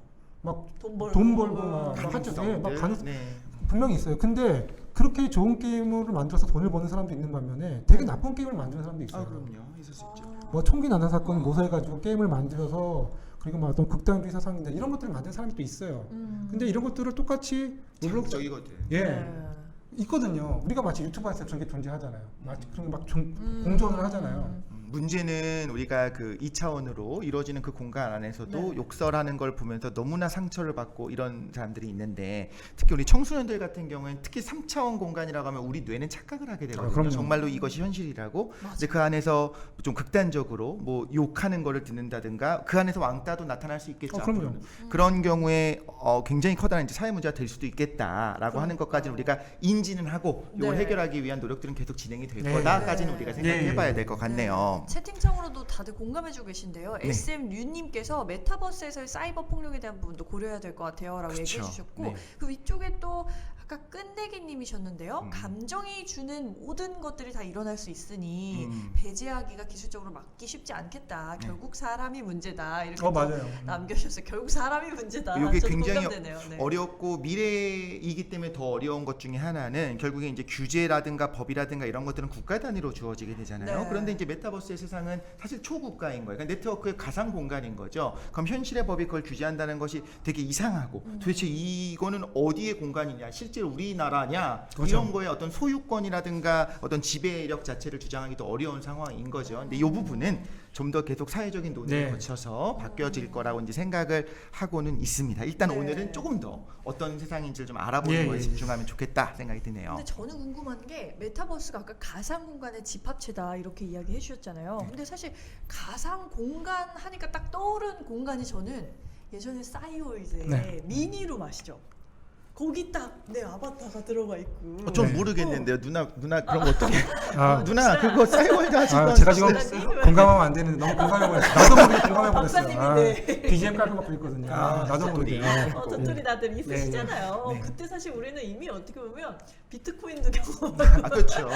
화폐도 경험하고 미니룸 가상 공간도 경험을 했었는데 네. 그때도 이미 그런 기술이 있었던 게 아닌가. 그러니까 공간을 창조하는 온라인 세상에서 그런 기술이 있지 않았을까 하는데 지금 얘기 나오는 메타버스는 과연 어떤 과학 기술들이 들어가 있는 건가 싶거든요. 이게 뭐 코딩을 해서 되는 건가요? 그러니까 이게 그 예를 들면 이런 거거든요. 아까 우리가 인공지능이라는 기술이 있잖아요. 네. 이 기술을 지금 우리가 굉장히 주목받고 있는데 갑자기 물어보는 거예요. 어떤 사람들이 굉장히 시니컬하게 얘기하는 거죠. 자, 그거 옛날부터 있던 건데 지금 와서 왜 그래? 그거 옛날에도 있었는데, 근데 지금 와서 왜 그래? 지금도 있고 그때도 인공지능이고 지금도 인공지능이잖아요. 뭐가 달라 그러면? 그게 왜 새로워? 근데 지금 세상을 바꾼다 그래? 왜 세상이 바뀌고 있어요? 그렇잖아요? 그 질문이 뭐냐면은 그때 인공지능과 지금의 인공지능이 다른 거죠. 말은 똑같이 쓰지만 지금의 인공지능은 우리가 그 딥러닝이라는 기술 때문에 굉장히 성능이 높아졌잖아요. 네. 그러면서 우리가 인간이 할 수 있는 것들을 넘어서는 어떤 특이점들이 막 생긴 거예요. 아, 이게 뭔가 특이한 걸 만드는구나. 예전에 말씀하신 것처럼 굉장히 진짜 맞는 말이에요. 싸이월드, 세컨라이프가 그때 있었거든요. 네. 그때도 가상공간이고 지금도 가상공간이잖아요. 그 안에 그 프로필 사진으로 네. 인기가 있었던 분이 1세대 뭐 그 뭐라고 하죠? 꽃미남 꽃미녀들이 막 실제 얼짱, 연예인 얼짱. 데뷔를 네. 하기도 하고 맞아요. 현실로 연결이 됐었죠. 그러니까 네, 어떻게 알지? 몰입되셨어요 이제. 그러니까 그때도 가상이고 지금도 가상이에요 공간은. 근데 뭐지 이걸 채우는 기술이 달라진 거예요. 마치 공간 안에 특이점이 온 거랑 똑같아요. 그때는 아까 말씀드린 것처럼 이 안에 우리가 스튜디오라는 게 없었어요. 우리는 싸이월드 가서 뭐 사기만 했습니다. 맞아요. 사기만 했습니다. 네. 열심히 회사 생활해가지고 돈 벌어가지고 용돈 받아가지고 선물만 했어요. 쓰기만 했죠. 거기서 우리가 만든 건 없어요. 그리고 이때는 대부분 다 굉장히 평면적이죠 우리가. 네. 공간은 공간인데 맞아. 이 45도 위의 각도에서 바라보는 평면이었어 사실상. 그죠? 우리가 그거를 마치 우리가 온라인 공간이라고 얘기하지만 우리가 게시판도 공간이라고 얘기하잖아요. 아, 네. 그러네요. 공간 얘기하잖아요. 하지만 엄밀한 의미에서 공간하고는 다르거든요. 우리는 공감각과 공존감을 느끼면서 있어야지 공간이라고 얘기를 하는데 왜냐면 그런 얘기를 할 법도 한 게 텍스트를 주고받고 뭔가 연결되어 있다고 느껴지니까 공간이라고 얘기를 한 거예요 그때는. 근데 그 공간이라는 말과 지금의 공간이랑 많이 다르다는 거죠. 감각이 완전히. 좀 빠져 있네요. 네. 그러니까 지금 이 안은 우리가 이제 인공지능 기술과 인공지능 기술 안에서 우리가 실제로 버추얼 휴먼을 만나기도 하고 그리고 뭔가 이 안에서 지능화된 도구가 나를 도와줘요. 내가 뭔가를 만드는 내가 코딩을 안 배웠는데 이 스튜디오를 통해서 내가 어느새 보면 나는 게임 개발자가 되는 거죠 여기서는. 나는 배운 적이 없는데 코딩을 이 지능화된 도구가 나를 도와주는 거잖아요. 그리고 내가 자산을 만들었는데 이걸 내 거라고 표시도 해줘요. 블록체인 기반의 NFT 기술이 내 거라고 딱 증명도 해줘요. NFT 기술이 어떤 거죠? 아, 이게 그러니까 대체 불가능 토큰이라는 거죠. 마침 우리가 이것도 요새 대세죠. 그러니까 이게 왜 메타버스랑 같이 연결될 수밖에 없느냐는 이게 여기 그 핵심이 여기 있어요. 예. 자, 여러분 청소년 여러분도 잘 들으셔야 됩니다. 이 부분이 우리가 소비만 하는 것이 아니고 이 안에서 어쩌면 생산 활동들을 같이 갈 것이기 때문에 지금 굉장히 중요한 이야기를 시작을 할 거예요. 자, 현실에서 제가 부동산이 있어요. 등기부등본이 있습니다. 네. 등기부등본에 내가 건물이랑 땅이 다 있잖아요. 그러면 등기부등본 떼면은 마지막에 소유가 내 거라고 나오고 소유권 이전 기록이 다 나와 있습니다. 이 땅에 대한 정보가 다 있어요. 네. 이게 내 거라고 알려주잖아요. 말하자면 집문서, 가장 쉽게는 집문서. 현실에 있는 집문서가 있습니다. 내 거예요. 그거 보여주면 다 내 거라고 인정해줘요. 모두 다 인정해줍니다. 아무런 반론을 제기하지 않아요. 근데 우리는 여태까지 디지털 자산들은 가상 공간에서 집을 지었는데 그럼 난 카피 앤 페이스트 하면 되지 뭐. 우리는 뭐든지 카피 앤 페이스트 할 수 있었잖아요. 그렇죠. 네. 자산에 대한 그런 인식들이 있었거든요. 예전에 조던링 같은 경우에 많이 복사했죠. 딱 생각이 납니다. 네. 근데 이번에 이 블록체인이라는 이 대체 불가능 토큰이라는 게 이걸 증명해 주는 거죠. 아, 이거는 내가 만든 게임 아이템이고 이건 내가 만든 정품이 맞아 라는 거를 증명을 해주거든요. 네. 근데 이게 중요한 이유는 뭐냐면 과거에는 사람들이 스튜디오를 가지고 뭔가를 만들지 않았어요. 네. 만들지 않았는데 네. 이제는 내가 만들어요. 이걸 내가 만들고 이게 나한테 수익을 갖다 줘요. 내 거잖아요. 너무 중요하지 않나요? 네, 그렇죠. 근데 이것들을 소유권을 내 거라고 또 증명돼줘요. 애착이 더 생기는 거죠. 네. 과거는 내가 돈만 썼는데 그 공간 안, 그 행성 안에서 요건 정말 내 거다라고 하는 그런 토큰들이 주어지게 된다. 그리고 이걸로 내가 실제로 돈을 버는 사람도 있으니까 이 표식이 더더욱 중요해지는 거고 실제로 이걸 가지고서 땅을 임대해주기도 하거든요. 네, 실제로 지금 샌드박스 안에서는 제가 땅을 가지고 있으면은 그 땅을 임대해줄 수 있어요. 만약에 제가 지금 땅을 가지고 있는데 두 분이 궁금하잖아요. 아, 네. 여기 아주 불안한 세상이야. 네. 하지만 경험을 해보고 싶어. 네. 그럼 잠깐 빌려보면 돼요. 아, 근데 요즘 보니까 빌리지 말고 사는 게 일단 사는 게 좋다라는 생각을 하게 되더라고요. 투자를 동요하지는 않습니다. 그렇지는 않아요. 그렇지 않아요. 땅을 사러 가볼까요? 아, 그래야 되나 싶은 이런 생각이 듭니다. 들기도 하는데요. 그렇군요. 네. 이거 굉장히 이제 어려우면서도 이게 어렴풋이 어떤 느낌이 들기 시작하냐면 정말 현실의 세상을 지금까지와 비교할 수 없게 잘 구현해 놓은 세상이 아닌가라는 생각이 들기도 해요. 그러면서 약간의 씁쓸한 마음이 드는 게 그럼 이 공간 안에서 이제 앞으로 우린 노동도 해야 되고 이 안에서도 땅이 있는 사람과 없는 사람은 이제 구분하는 세상이 오는 걸까라는 안타까움이 살짝 들기도 하는데 자, 우리가 좀 더 잘 활용하려면 어떻게 해야 되는가 네. 좀 여러 가지 생각들을 해볼 필요가 있을 것 같습니다. 맞아요. 지금 이령님께서는 메타버스 세계와 가상화폐의 연관성이 얼마나 있을지 전문가의 생각이 궁금하다라고 또 이야기해 주셨네요. 가상 화폐의 연관성이요. 그렇죠. 그러니까 지금 우리가 얘기하는 이 메타버스 공간을 우리가 약간 좀 많이 구분을 좀 해봐야 돼요. 네. 공간이라는 말을 그냥 퉁 쓰니까 이 공간은 그러니까 소비자들이 이렇게 제페토 같이 노는 공간도 있고 네. 굉장히 특정 기업들이 자신들을 위해서 만든 시뮬레이션의 공간도 있어요. 그렇죠. 목적이 달라요. 굉장히 아까 말씀드렸잖아요. 공간의 집합체인데 목적이 많이 달라요. 근데 우리가 지금 많이 만나고 있는 제페토류의 네. 샌드 어떻게 보면 이제 그 로블록스류의 그런 류도 블록체인 기반으로 운영되고 있는 곳과 그렇지 않은 곳으로 사실 구분이 되거든요. 그러니까 우리가 샌드박스나 디센트럴랜드나 업랜드나 이런 쪽은 그 안에도 똑같이 뭔가를 만들 수 있는 생산의 도구들이 다 있어요. 네. 그것도 만들 수 있습니다. 실제로 땅도 살 수 있고 다 할 수 있어요. 우리가 마치 제페토에서 뭔가를 만들고 로블록스에서 만드는 것처럼. 그런데 한쪽은 지금 대체 불가능 토큰이라는 게 아직 잘 붙어 있지 않고 네. 이쪽은 붙어 있죠. 네. 그러니까 이제 이쪽 붙어 있는 쪽이 흔히 말하는 우리가 이제 그 가상 화폐들하고 연동이 돼 이더리움 기반으로 움직이기 때문에 여기서 캐시아웃을 하려면은 이더리움 기반으로 캐시아웃을 해야 돼요. 네네. 여기서는 그냥 우리들이 말하는 우리가 알고 있는 원화들로 그러니까 달러로 캐시아웃을 하면 되는데 이런 점에서 차이가 있는데 이 두 세계들이 화폐가 있느냐의 차이가 예. 있네요. 그러니까 각각 화폐가 있는데 이 화폐는 캐시아웃 하려면은 이더리움 기반으로 붙어 있어야지 캐시아웃이 되고 네. 우리가 제페토의 잼은 그냥 캐시아웃 하면 돼요, 그냥. 자, 이제 학생들을 위해서 조금만 설명을 해드리자면 그 이더리움 기반이라고 하는 거는 어떤 거냐? 그냥 퉁쳐서 암호화폐 우리가 제일 많이 알고 있는 바로 그 비트코인 같은 그래 비트코인이랑 다른 종류의 암호화폐를 이야기를 하는 겁니다. 그걸 기반으로 움직이게 되는 그런 곳이 있고 네. 지금은 그게 없는 경우에도 경제 활동이 그 안에서 일어나지만 그 경우에는 내가 번 돈을 말하자면 토토리를 그 안에서 번 돈을 뺄 때는 이제 원화를 빼든 달러를 빼든 그런 식으로 네, 예. 이루어지고 있다. 여기까지가 지금 이야기가 돼 있어요. 같아요. 좋습니다. 근데 뭐 그거는 방향이 어느 쪽으로 가서 결국에 만나게 접점이 되게 되겠죠. 그리고 그 가상의 공간을 메타버스 안에서 모든 거를 해결하기 위해서라면 그 회사 입장에선 당연히 이제 암호화폐를 도입해서 본인들의 어떤 그걸 만들려고 할 것 같다는, 플랫폼은 그렇게 확장하려고 한다는 생각은 들긴 하고요. 네. 지금 굉장히 이제 어려운 얘기들과 예. 함께 한번 해보고 싶다라는 생각이 들긴 해요. 그러니까요. 한번 궁금하다 이런 생각도 들긴 하는데 아까 음. 댓글 중에 레드제이님께서 우리 아까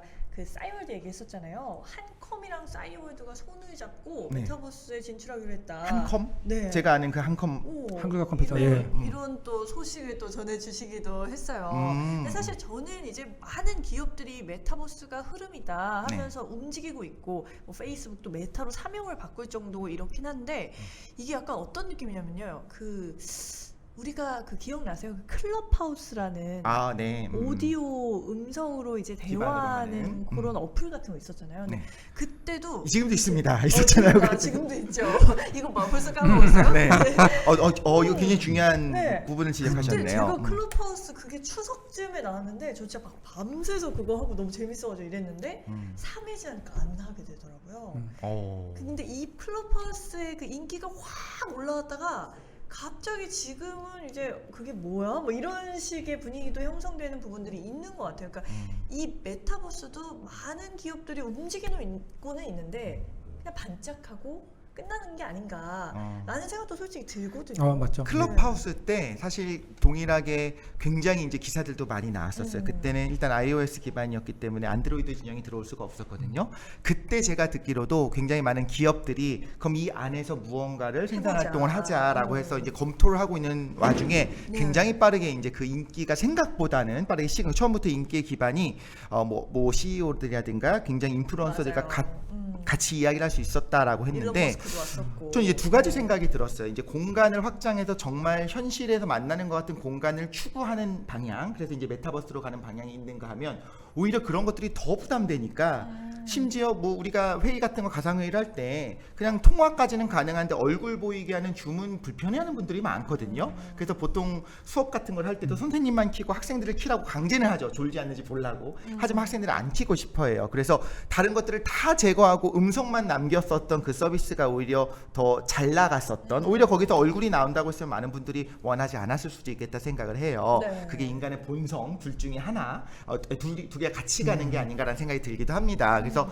소영님이 하셨던 그 근본적인 질문 저도 비슷하게 가지고 있어요. 이게 어쩌면 반짝 인기가 아닐까. 어느 순간에 사람들이 너무 피곤해. 현실에서 만나는 것도 힘들어 죽겠는데 왜 가상 공간에서 만나? 이제 만나는 게 싫어. 그냥 톡으로 야 몇 시까지 어디로 와라고 하면 되는 거를 굳이 거기 찾아가고 이 표정이 다 보이고 나의 표정이 드러나고 하는 걸 원하지 않는 시점이 오지 않을까라고 보는 사람들도 있는데 혹시 어떻게 생각하세요? 그러니까 이게 어떻게 보면 이게 혁명인가 아닌가, 태풍인가 아닌가라는 판별해야 되는 기준. 그러니까 저도 이게 정답은 아닌데 저는 일단은 이 전에 일어났던 혁명 있잖아요. 모바일 혁명 때를 한번 떠올려보면 제가 이런 회의가 아직도 기억이 나요. 그때 2007년도가 모바일 혁명의 시작이었습니다. 돌이켜 보니까. 왜냐하면 그때 아이폰이 등장을 했거든요. 다 인정하시죠? 인정하죠. 그렇죠? 아이폰이 등장을 했고 iOS가 등장을 했고 앱스토어가 나왔어요. 우리들이 세상을 바꿀 만한 기기와 서비스와 플랫폼, 오퍼레이팅 시스템이 나왔네. 그 해에 안드로이드 마켓도 나왔고 안드로이드도 나왔습니다. 굉장히 돌이켜보면 정말 중요했던 해예요. 그들이 세상을 다 가져갔잖아요. 근데 그때 지금처럼 얘기를 했어요. 야 이게 혁명이야? 누군가는 혁명이라고 얘기했는데 누구는 그거 혁명 아니야. 왠지 알아? 자 봐. 네이트 버튼 누르면 다 되는 거였어. 야, 이런 느낌? 야 핸드폰이 달라졌어? 크기가 비슷해. 뭐 달라진 거 있어? 야 플랫폼 개발자들한테 돈을 더 줘? 지금 돈을 더 주면 되잖아. 그럼 되는 거 아니야? 야 거기는 터치 기술 그 옛날 거야, 옛날 거. 아주 옛날에 있던 걸 잡스가 그냥 갖고 온 거야. 그럼 여기서 뭐가 달라졌어? 생각나네요. 그때 아이폰이랑 같이 하면서 마케팅 할 때 옴니아는 다 되고 아이폰은 안 된다. 그게 좋은 10가지 이유를 댔죠. 막 그게 매뉴얼로 나갔었습니다. 맞아요. 그랬었어요. 실제로 그랬었어요. 지금 얘기를 들으면 이상할 게 없어요. 지금 중요한 건 자유도네요. 그리고 그 안에서 앱 개발자들이 애플에서 일하는 사람들이 아닌데 자유롭게 사람들이 자기가 만든 앱을 앱스토어에서 팔 수 네. 있는 그 시스템이 사실 이렇게 폭발적으로 만든 것처럼 지금의 메타버스도 마찬가지로 그렇죠. 그 회사 안에서 그 플랫폼을 만드는 사람들이 게임을 만들고 공연을 하는 것이 아니라 사용자들이 직접 자신들이 생산 활동할 수 있게 한다. 그러니까 하는 부분. 그 변곡점들이 있을까? 판별법 중 첫 번째는 플랫폼 관점이에요. 플랫폼이라는 거에 사람이 진짜 얼마만큼 모여 있는가, 그 사람들이 얼마만큼 유지가 되는가. 네. 근데 지금 보면 우리가 알고 있는 메타버스 플랫폼들에 억명대가 막 들어와 있다는 거죠. 지금 일단 우리가 그 행성들에 기본적으로, 그리고 거기에 네트워크 효과가 막 생기고 있잖아요. 막 누구나 막 들어오려고 해요. 플랫폼 관점에서 지금 나쁘지 않죠. 두 번째는 기술혁신 관점인데요. 우리가 모바일 형태 그 혁명이라고 느끼는 순간이 뭐냐면, 소비자들은 내가 휴대폰을 샀어요. 근데 조금 있다가 휴대폰 가격이 떨어지면서 성능이 좋아졌어. 나 좀 이따 살 걸. 맞아요. 그 이유가 왜 생기냐면은 글로벌 기업들이 가능성을 보고 막 들어오는 거거든요. 그러면 혁신 효과가 생겨요. 가격이 떨어지면서 성능이 좋아져요. 네. 근데 이번에 여러 가지 기기들이, 예를 들면 이번에 HMD가 약간 그런 패턴이 보이는 거죠. 네. HMD가 지금 올해 한 1000만 대 정도 넘게 예상을 하고 있는데, 애플의 아이폰 초기 속도랑 비슷하거든요. HMD요. 헤드 마운트 디스플레이, 오큘러스 퀘스트 2가 똑같이 얘기를 해요. 야, 오큘러스 퀘스트 옛날부터 있었잖아. 잠깐만 천천히 합시다. 그 흔히 말하는 VR 안경을 이야기하는 네, 거예요. 네, 끼고 네. 있는 거. 그 뚝배기라고 얘기하는 그거 있잖아요. 네. 네. 그 얘기잖아요. 야, 그 옛날에도 있었잖아요. 근데 그게 뭐 자꾸 그래. 근데 이게 드디어 메인스트림 디바이스로 차선이 우리에게 오고 있는 거고, 그러니까 무슨 일이 생기냐면 경쟁자들이 막 다시 이제 뛰어들기 시작해요. 그러면 그 다음에 패턴이 뭐냐면은 기술 혁신이 되면서 가격이 떨어지는 거죠. 근데 이번에 전형적으로 그 패턴이 생긴 거예요. 오큘러스 퀘스트 1과 2가 가격이 엄청나게 떨어졌는데 성능이 되게 좋아진 거예요. 체감할 정도로. 예. 그러니까 기술 혁신 효과가 있는 거죠. 마지막은 돈이에요. 투자거든요. 돈이 되면은 사람들이 귀신같이 달라붙어요. 맞아요. 투자자들이. 시장이 자연스럽게 커지죠. 지금 클럽하우스에 엄청난 돈이 몰려들었나요? 생각보다 그렇지 않았었던 그 걸로. 관련된 뭔가 관련된 기기들이 뭔가 혁신들이 막 일어나고 있는 것도 아니잖아요. 근데 지금 메타버스라는 그 카테고리 안에 이제 메타버스는 별도의 테마주가 됐어요. 펀드도 당연히 구성되어 있고 ETF도 있어요. 관련된 기업들 관심들이 그 안에서 지금 옥석을 가려는 문제가 생긴 거지, 이 분야에 대해서는 엄청나게 지금 돈들이 몰려 들어오고 있거든요. 그럼 지금 그냥 딱 이렇게 대비를 하고 봤을 때는 시장 경제학적으로 볼 때 그 당시 오디오 플랫폼에 막 눈길이 가던 그때와 지금 메타버스에 진입을 하는 투자자들 뭐 이런 시장의 규모가 훨씬 크나요? 지금 현업에서 느끼시기. 네. 메타버스의 시장은 엄밀하게 따지면 지금 추정도 못 하고 있어요. 아 그래요? 네, 지금 시중에서 얘기하고 있는 메타버스 시장은 2030년에 한 1,700조 원쯤 될 것이다라고 얘기를 하고 있는 이유는, 그거는 그냥 흔히 말하는 우리들이 가상 증강 방식 XR이라는 시장의 추정치를 그냥 대체하고 있는 거예요. 근데 그거는 엄밀하게 말하면은 메타버스를 우리가 구성을 할 때요. 네. 기술들이 많이 필요해요. XR이라는 기술 하나만으로 구성되지 않아요. 그 안에 인공지능도 있어야 되고, 그렇죠. XR이라는 기술도 있어야 또 되고, 그래픽 같은 것도 있어야 그럼요. 되지 않나요? 그죠? XR이라는 기술 안에 그런 것들이 공간을 만들거든요. 그게 그 안에 이제 많이 포함되어 있죠. 네. 그리고 지금 제가 아까 말씀드렸던 블록체인이라는 기술들도 원활하게 들어와야지 네. 이 공간을 아주 멋있게 만들거든요. 자꾸. 그러니까 굉장히 기술의 복합체예요, 이게. 근데 우리가 시장을 추정하려고 보니까 우리는 그런 걸 원하죠. AI 시장 얼마야? 맞아요. 얼마야 하는데, 어른들의 생각이네요. 네. 딱 어린 왕자 같아요. 네. 10만 불짜리 집을 봤어요. 숫자로 말 안 하고 네. 약간. 그러니까 그런 걸 원하거든요. 근데 그렇죠. 성취에 잡히지 않아요. 그러니까 사실 그래서 저는 훨씬 더 크게 보고 있어요. 그냥 추정치로 그렇게 얘기하는 거고, 네. 시장이 많이 오버랩돼 있죠. 이런 생각도 한번 해보게 돼요. 많은 기업들이 지금 조심스럽지만 많이 투자를 하려고 하는 이유 중에 하나가 그 가상화폐 열풍. 정말 많은 전문가들이 이게 미래의 화폐다 아니다 막 이렇게 싸우고 있었는데 네. 어느새 가격이 엄청나게 올랐단 말이에요. 또 최근에 떨어졌다는 기사도 있고 이 얘기가 나갈 때 또 올랐다는 기사가 나올 겁니다. 그런데 많은 기업들이 넋놓고 있다가 이게 뭐야? 이게 너무너무 올랐는데 빨리 들어갈 걸. 새로운 기술이라고 했을 때 일단 투자를 조금이라도 해볼 걸, 발이라도 걸쳐볼 걸이라고 하는 걸 깨달으면서 메타라고 하는 것이 이제 어마어마하게 큰다라고 하는 소식을 접하면서 일단 발을 걸쳐놓자라고 몰리는 걸 수도 있다. 그래서 제가 발을 사실 걸치자. 생각했었던 게, 예전에 카이스트에 입학했었던 학생이 한 명 있었는데 네. 아담이라는 학생이 있었습니다. 이독실님 아니에요? 아니 아실 겁니다. 사이버 가수 아담이라고 있었어요. 네네네네. 근데 그때 이제 거의 우리나라로서는 거의 1세대 맞습니다. 가수, 사이버 가수였었습니다. 그래서 입학을 했었다가 이제 휴학을 하고 사라진 걸로 보여요. 그런데 그때 만약에 지금같이 기업들이 움직이면서 야 이것이 미래다. 그 연예인들 이런 연예인들 가상의 연예인들을 AI 연예인들 키우겠다라고 달려들었었다면 사실 이게 시장이 커지지 못하고 아마 좀 좋지 않게 끝났을 수 있겠죠. 그런데 문제는 최근에 와서는 이제 정말 실제 다시 연예인들이 또 가상 아닌 아바타들이 그렇죠. 나오잖아요. 많이 네. 쏟아지기 시작했고 오히려 이게 좀 가슴 아프긴 합니다만 회사들이 오히려 그런 모델들을 더 선호한다고 해요. 왜냐면 사생활 문제도 없을 수 있고 어떻게 보면 말 잘 듣는다 이런 맞아요. 이유로.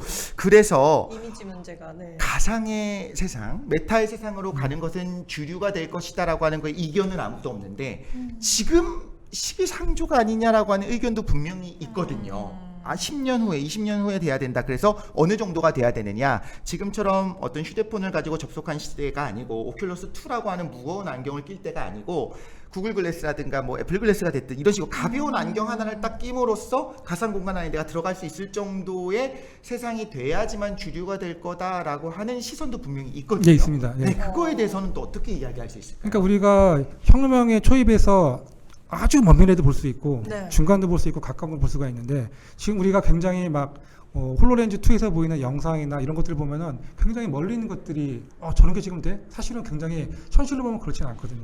같이 약간 술 마실 수 있냐 이게 가장 혁신적인 핵심을 물어본 진짜 거죠. 혁신적인 거지. 그래서 저 멀리 있는 미래를 보게 되면 진짜 멀리 남아 있는 건데 근데 지금 우리가 아주 가까이서 지금 할 수 있는 것들이 눈에 보이는 것들이 있지 않습니까? 지금 직방에 있는 직원들이 현실에서 일하지 않고 화면에서 각각 공간에 들어가서 지금 일을 시작을 한 거죠. 네. 이런 가까운 것들이 있는 거죠. 우리가 지금 화면 PC라는 도구, 화면이라는 디스플레이라는 도구만으로도 우리가 지금 공간 안에 들어와서 현실에 있던 일을 계속해서 뭔가를 대체하고 있어요. 이렇게 오프라인은 돈을 쓰지 않으면서 네. 방식들이 바뀌어가고 있는 것들이 하나둘씩 눈에 보이기 시작하는 거죠. 그래서 가깝게 보이는 것들이 있고 조금 근거리에서 바뀌는 것들이 있고 저 멀리 있는 것들을 보면은 가까이 있는 게 보이지 않거든요. 이걸 보지 않으면 저 밀밀 보면 저거는 안 되지. 저건 우리가 생각해 보세요. 인터넷 혁명이라는 걸 돌이켜 보는데 모바일 혁명 2007년도에서 우리가 저 뒤에 10년도를 보고 나서 야 카카오가 뱅크를 만들어? 야, 꿈 같은 얘기 하지 마. 그게 뭔 소리야? 10년 뒤에 지금 일어난 그러니까 그때도 사람들은 추정을 했던 사람들이 있었어요. 야 플랫폼 기업이야. 사람들이 모일 거야. 뭔가를 많이 할 거야. 가치가 있어. 투자해봐. 이렇게 얘기했잖아요. 근데 같이 있다고 그랬던 동종 기업들은 야 걔네 지금 뭐 한대? 이모티콘 팔아요. 야 지금 뭐해? 장난해? 관심 꺼 그냥 우리 일 가자. 그랬었던 게 그때 초반이거든요. 그러니까 우리가 저 뒤를 보는 것과 앞에서 하나씩 풀어나가는 방식들과 그것들을 어떻게 풀어나가는지를 보는 게 중요해요.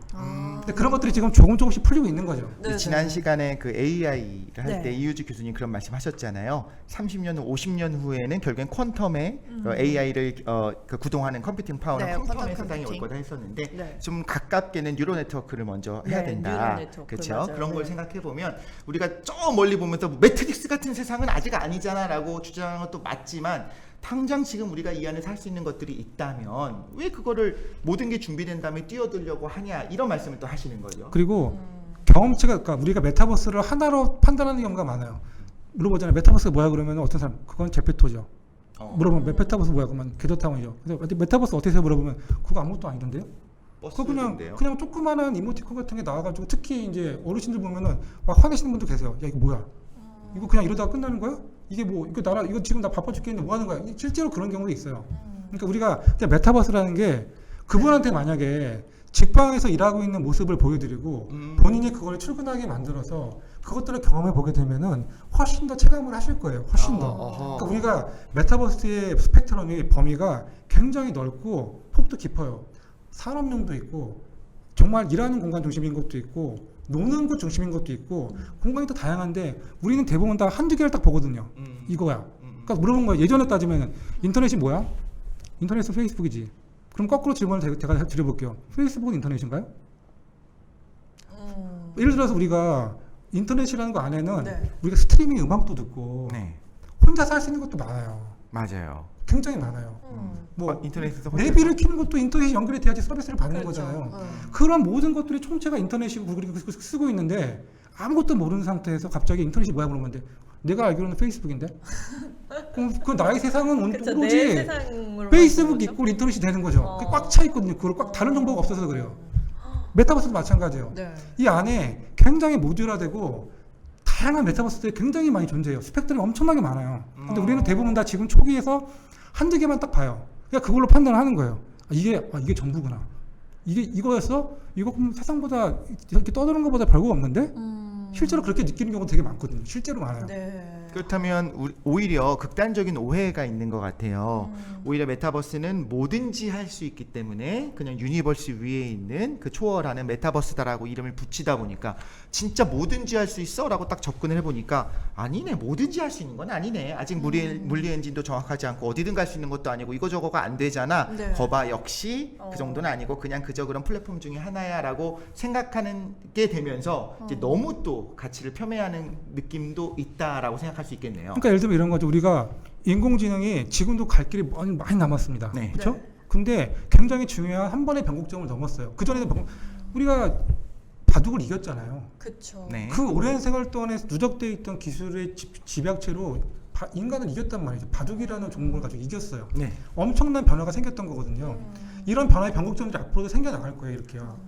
그런 것들이 공간 안에서 나타날 건데 네. 우리가 이런 중간에 있는 변곡점들을 보지 않은 상황에서 저 미래만 보고서 야 저거는 지금 저 매트릭스 그게 지금 너무 영화 많이 본 거 아니야?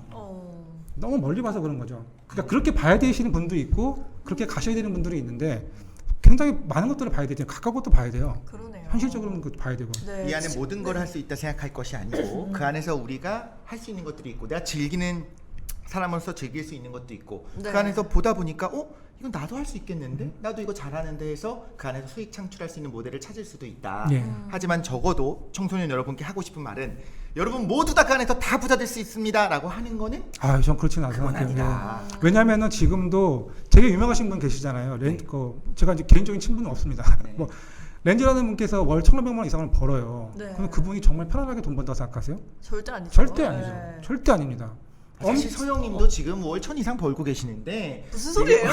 되게 편안하게 처음 듣는 벌고 얘기인데요. 계시는 것 같기도 하는데 그런가요? 처음 듣는 얘기입니다. 그 안에서 네. 또 다른 종류의 또 다른 노력들이 계속 있어요. 그럼요. 왜냐하면 새로운 게 나왔을 때 바로바로 패션 아이템이라는 걸 반영을 해줘야 되잖아요. 엄청나게 힘든 일이에요. 엄청나게 힘드니까 맞아요. 마치 그냥 돈 번대더라, 다 번대더라.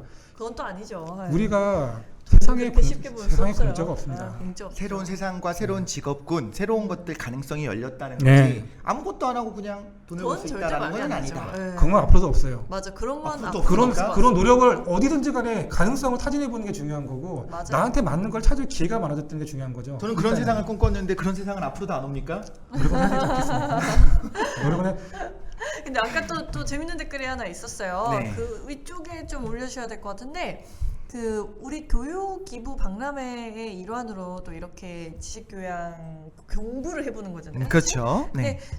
슈퍼 위자르디파이님께서 교육기부 박람회니까 요즘 같은 평생교육 시대에 교육과 메타버스가 융합될 수 있는 부분은 뭐가 있을까요? 그리고 교육의 품질을 올리기 위해서 메타버스가 할 수 있는 부분은 뭐가 있을지 궁금합니다 라고 말씀해 주셨어요. 이렇게 실제 우리는 뭐 기업들이 지금 메타버스를 뛰어들고 있다 이런 얘기를 했었는데 좀 공적으로 이렇게 교육 분야에서도 융합되어서 뭔가 나타나는 그런 현상들이 가장 있을까요? 쉬울 수 있을 것 같기도 하고 일단 치킨 무조건 드려야 될 것 같습니다. 드려야겠어요. 정말 중요한 질문입니다. 그리고 실제로 제가 일선에 있는 학교 선생님들부터 굉장히 높으신 분들까지 다 관심을 갖고 있는 주제이기도 해요.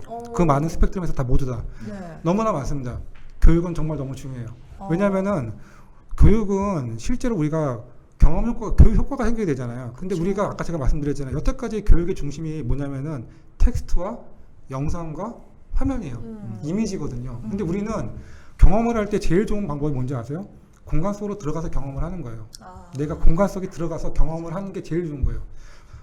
엠버리 리틀 항공대학교라는 학교가 있는데요. 항공대학교입니다. 이거 항공에 특화된 학교예요. 여기서 되게 중요한 과정이 뭐냐면은 비행기가 추락을 했을 때 왜 떨어졌는지 궁금하잖아요. 네. 그래서 조사를 해야 돼요. 안전교육이 되게 중요해요.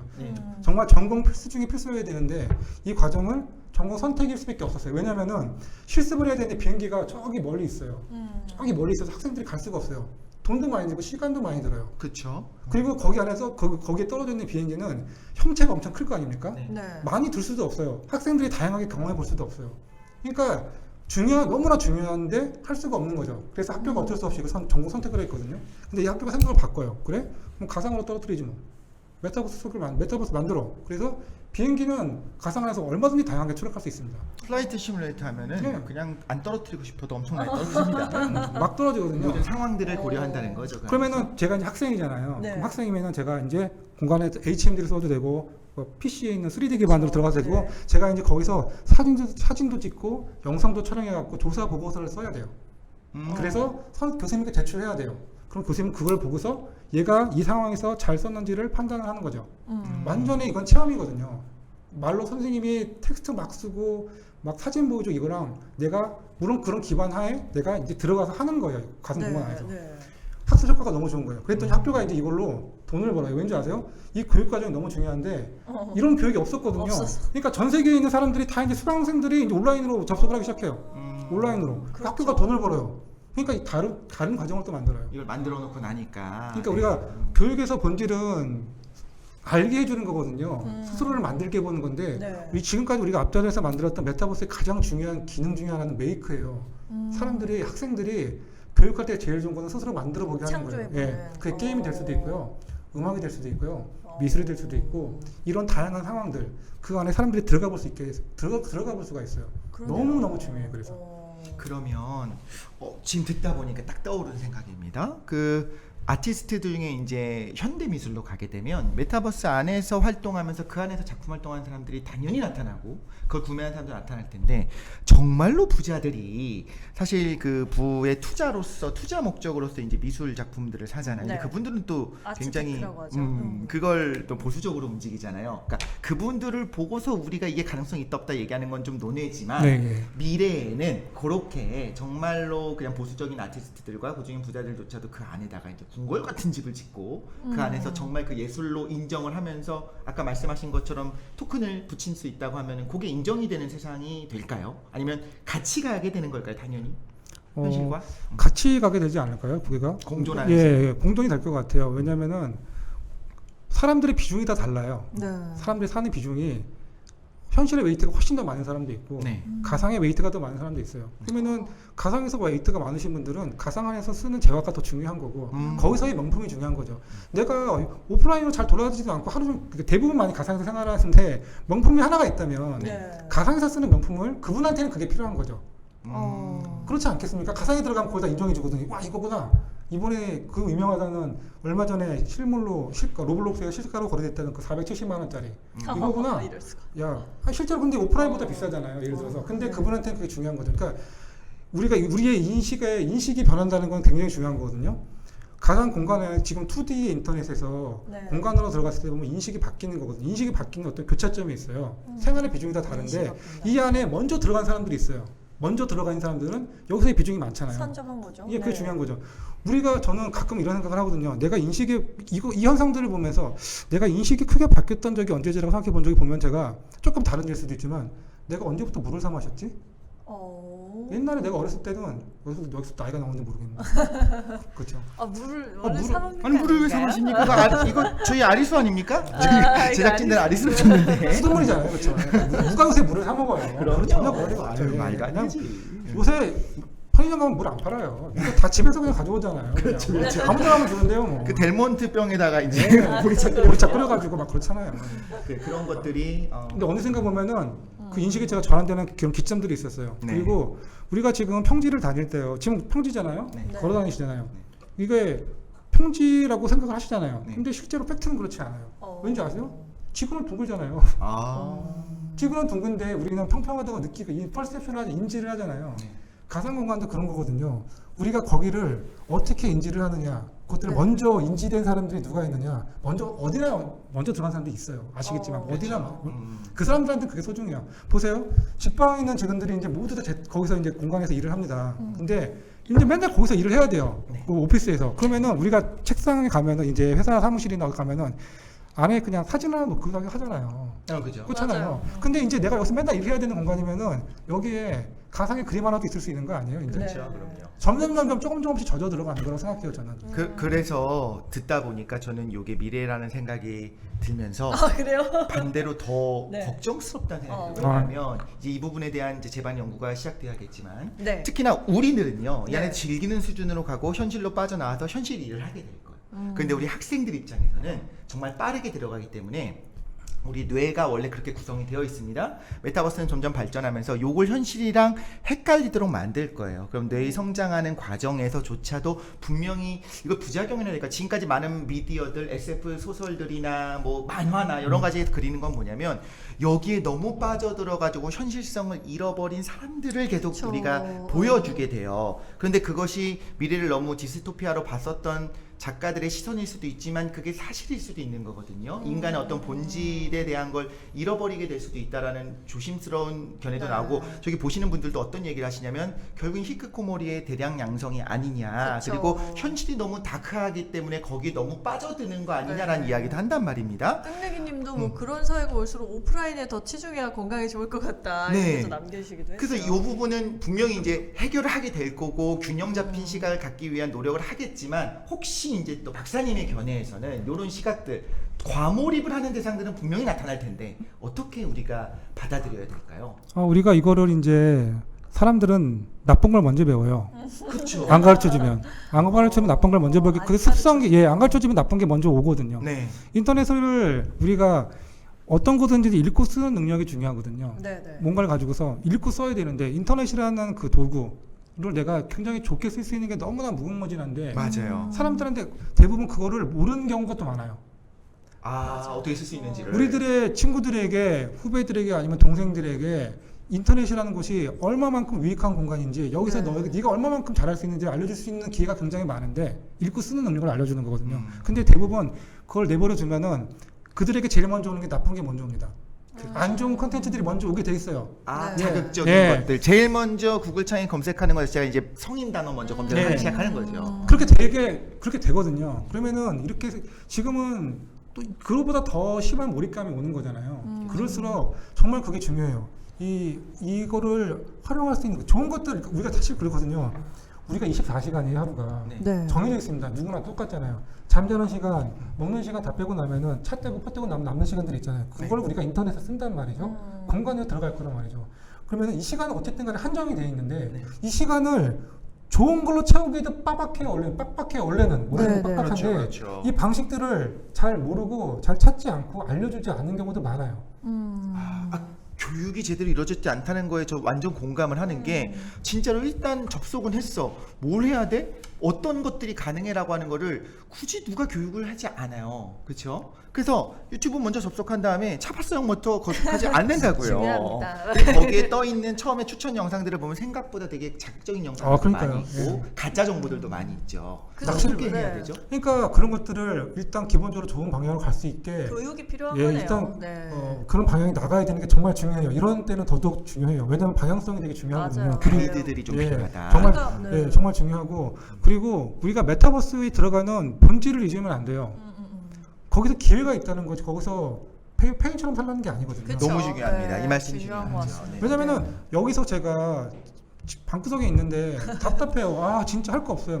근데 이 에너지가 낭비되고 있잖아요. 네. 굉장히 생산적으로 쓸 수 있고 뭔가를 만들 수 있고 가능성들을 막 타진해 볼 수 있는데 아무것도 안 하는 것하고 이것들을 사진해 볼 수 있는 공간이 생긴 거잖아요. 그러면 좋게 쓸 때가 더 많아요 지금 다. 그러니까 근데 이걸 하는 이유도 그거죠.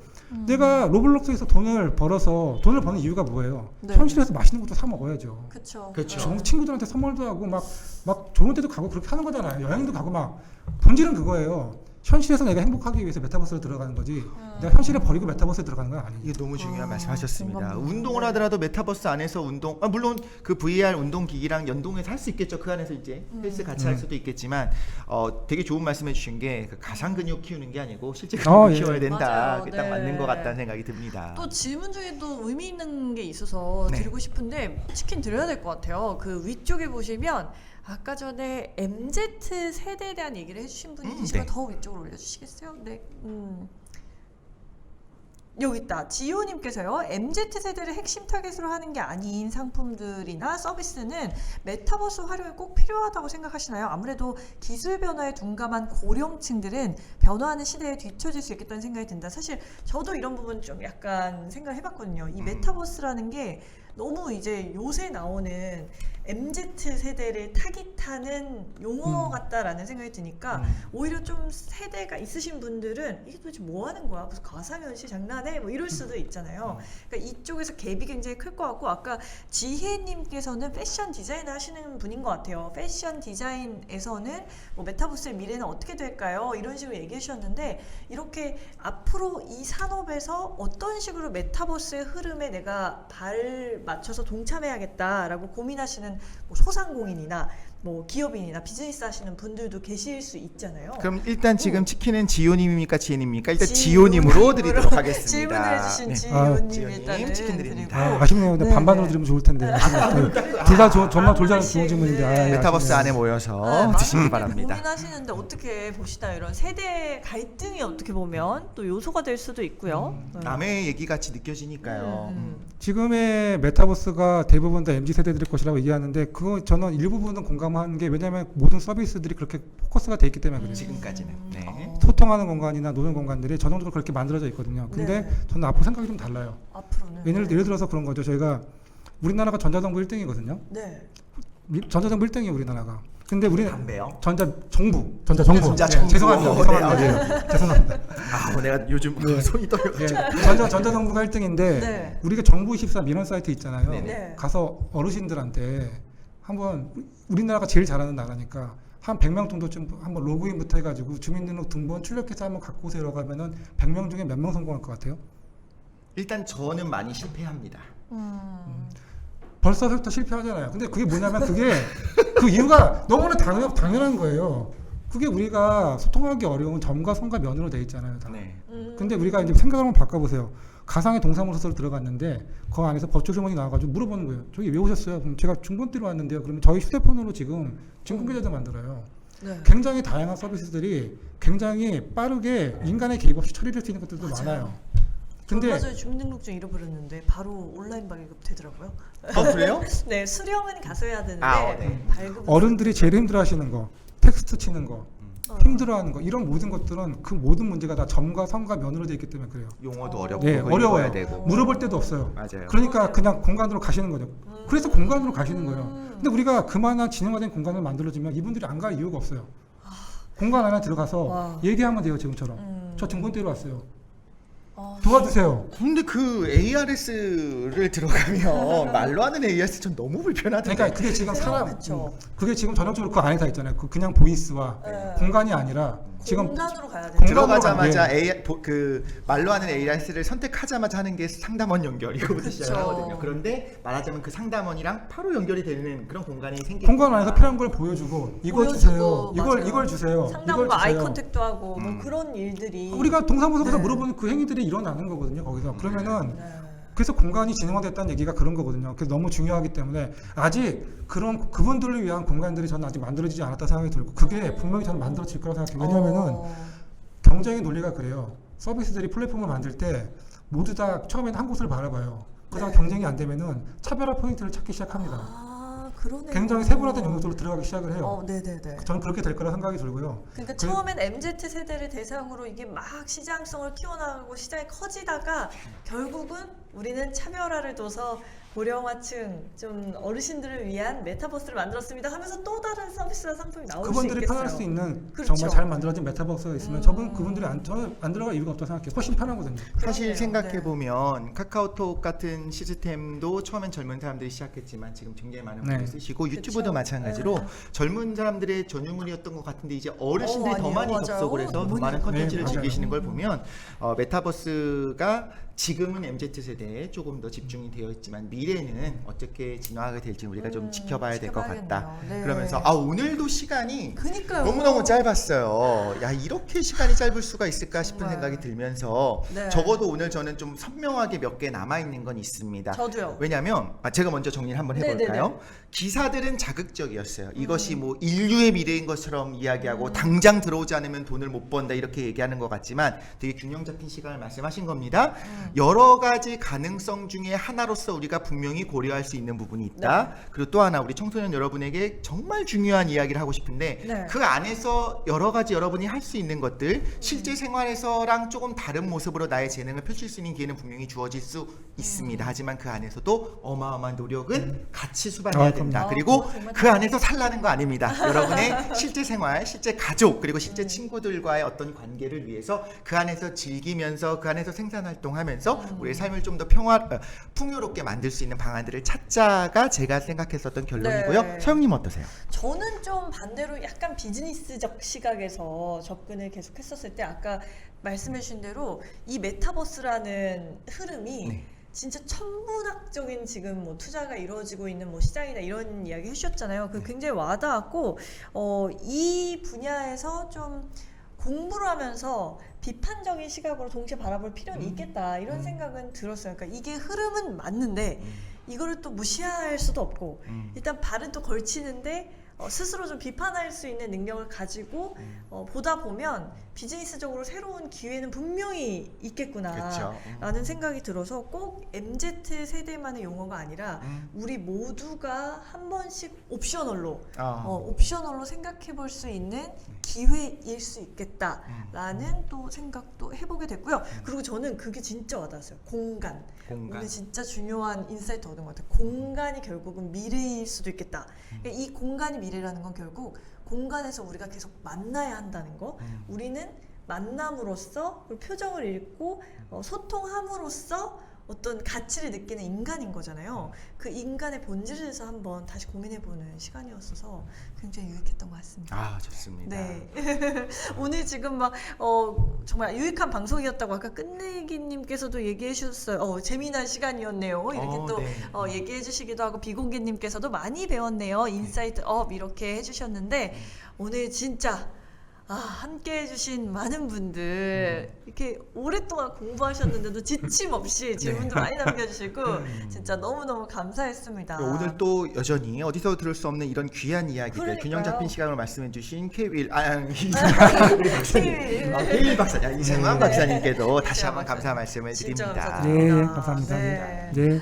저희 이렇게 공부합시다의 마무리를 또 하게 됐네요. 마음이 아픕니다만 우리가 우리 지금까지 했었던 거는 하나의 화두들을 던졌던 것 같아요. 지금까지 이야기를 들으면서 여러 가지 뭐 헬스케어부터 시작해서 우리가 AI를 거쳐서 그렇죠. 탄소 중립 소셜 네트워크 그리고 오늘 메타버스까지 왔잖아요. 네. 이 키워드들을 마음속에 잘 가지고 있다가 우리가 관심이 갔었던 주제들을 조금 더 파보면서 네네. 좀 더 선도할 수 있는 특히 청소년 여러분 계속 이 부분에 대해서 선도할 수 있고 앞서 나가면서 가장 좋은 것들 나에게 맞는 것들을 좀 찾아갈 수 있는 그런 기회가 됐으면 좋겠습니다. 좋겠습니다. 네. 진짜 오랫동안 함께 해주신 시청자분들께 진심으로 감사드리고요. 네.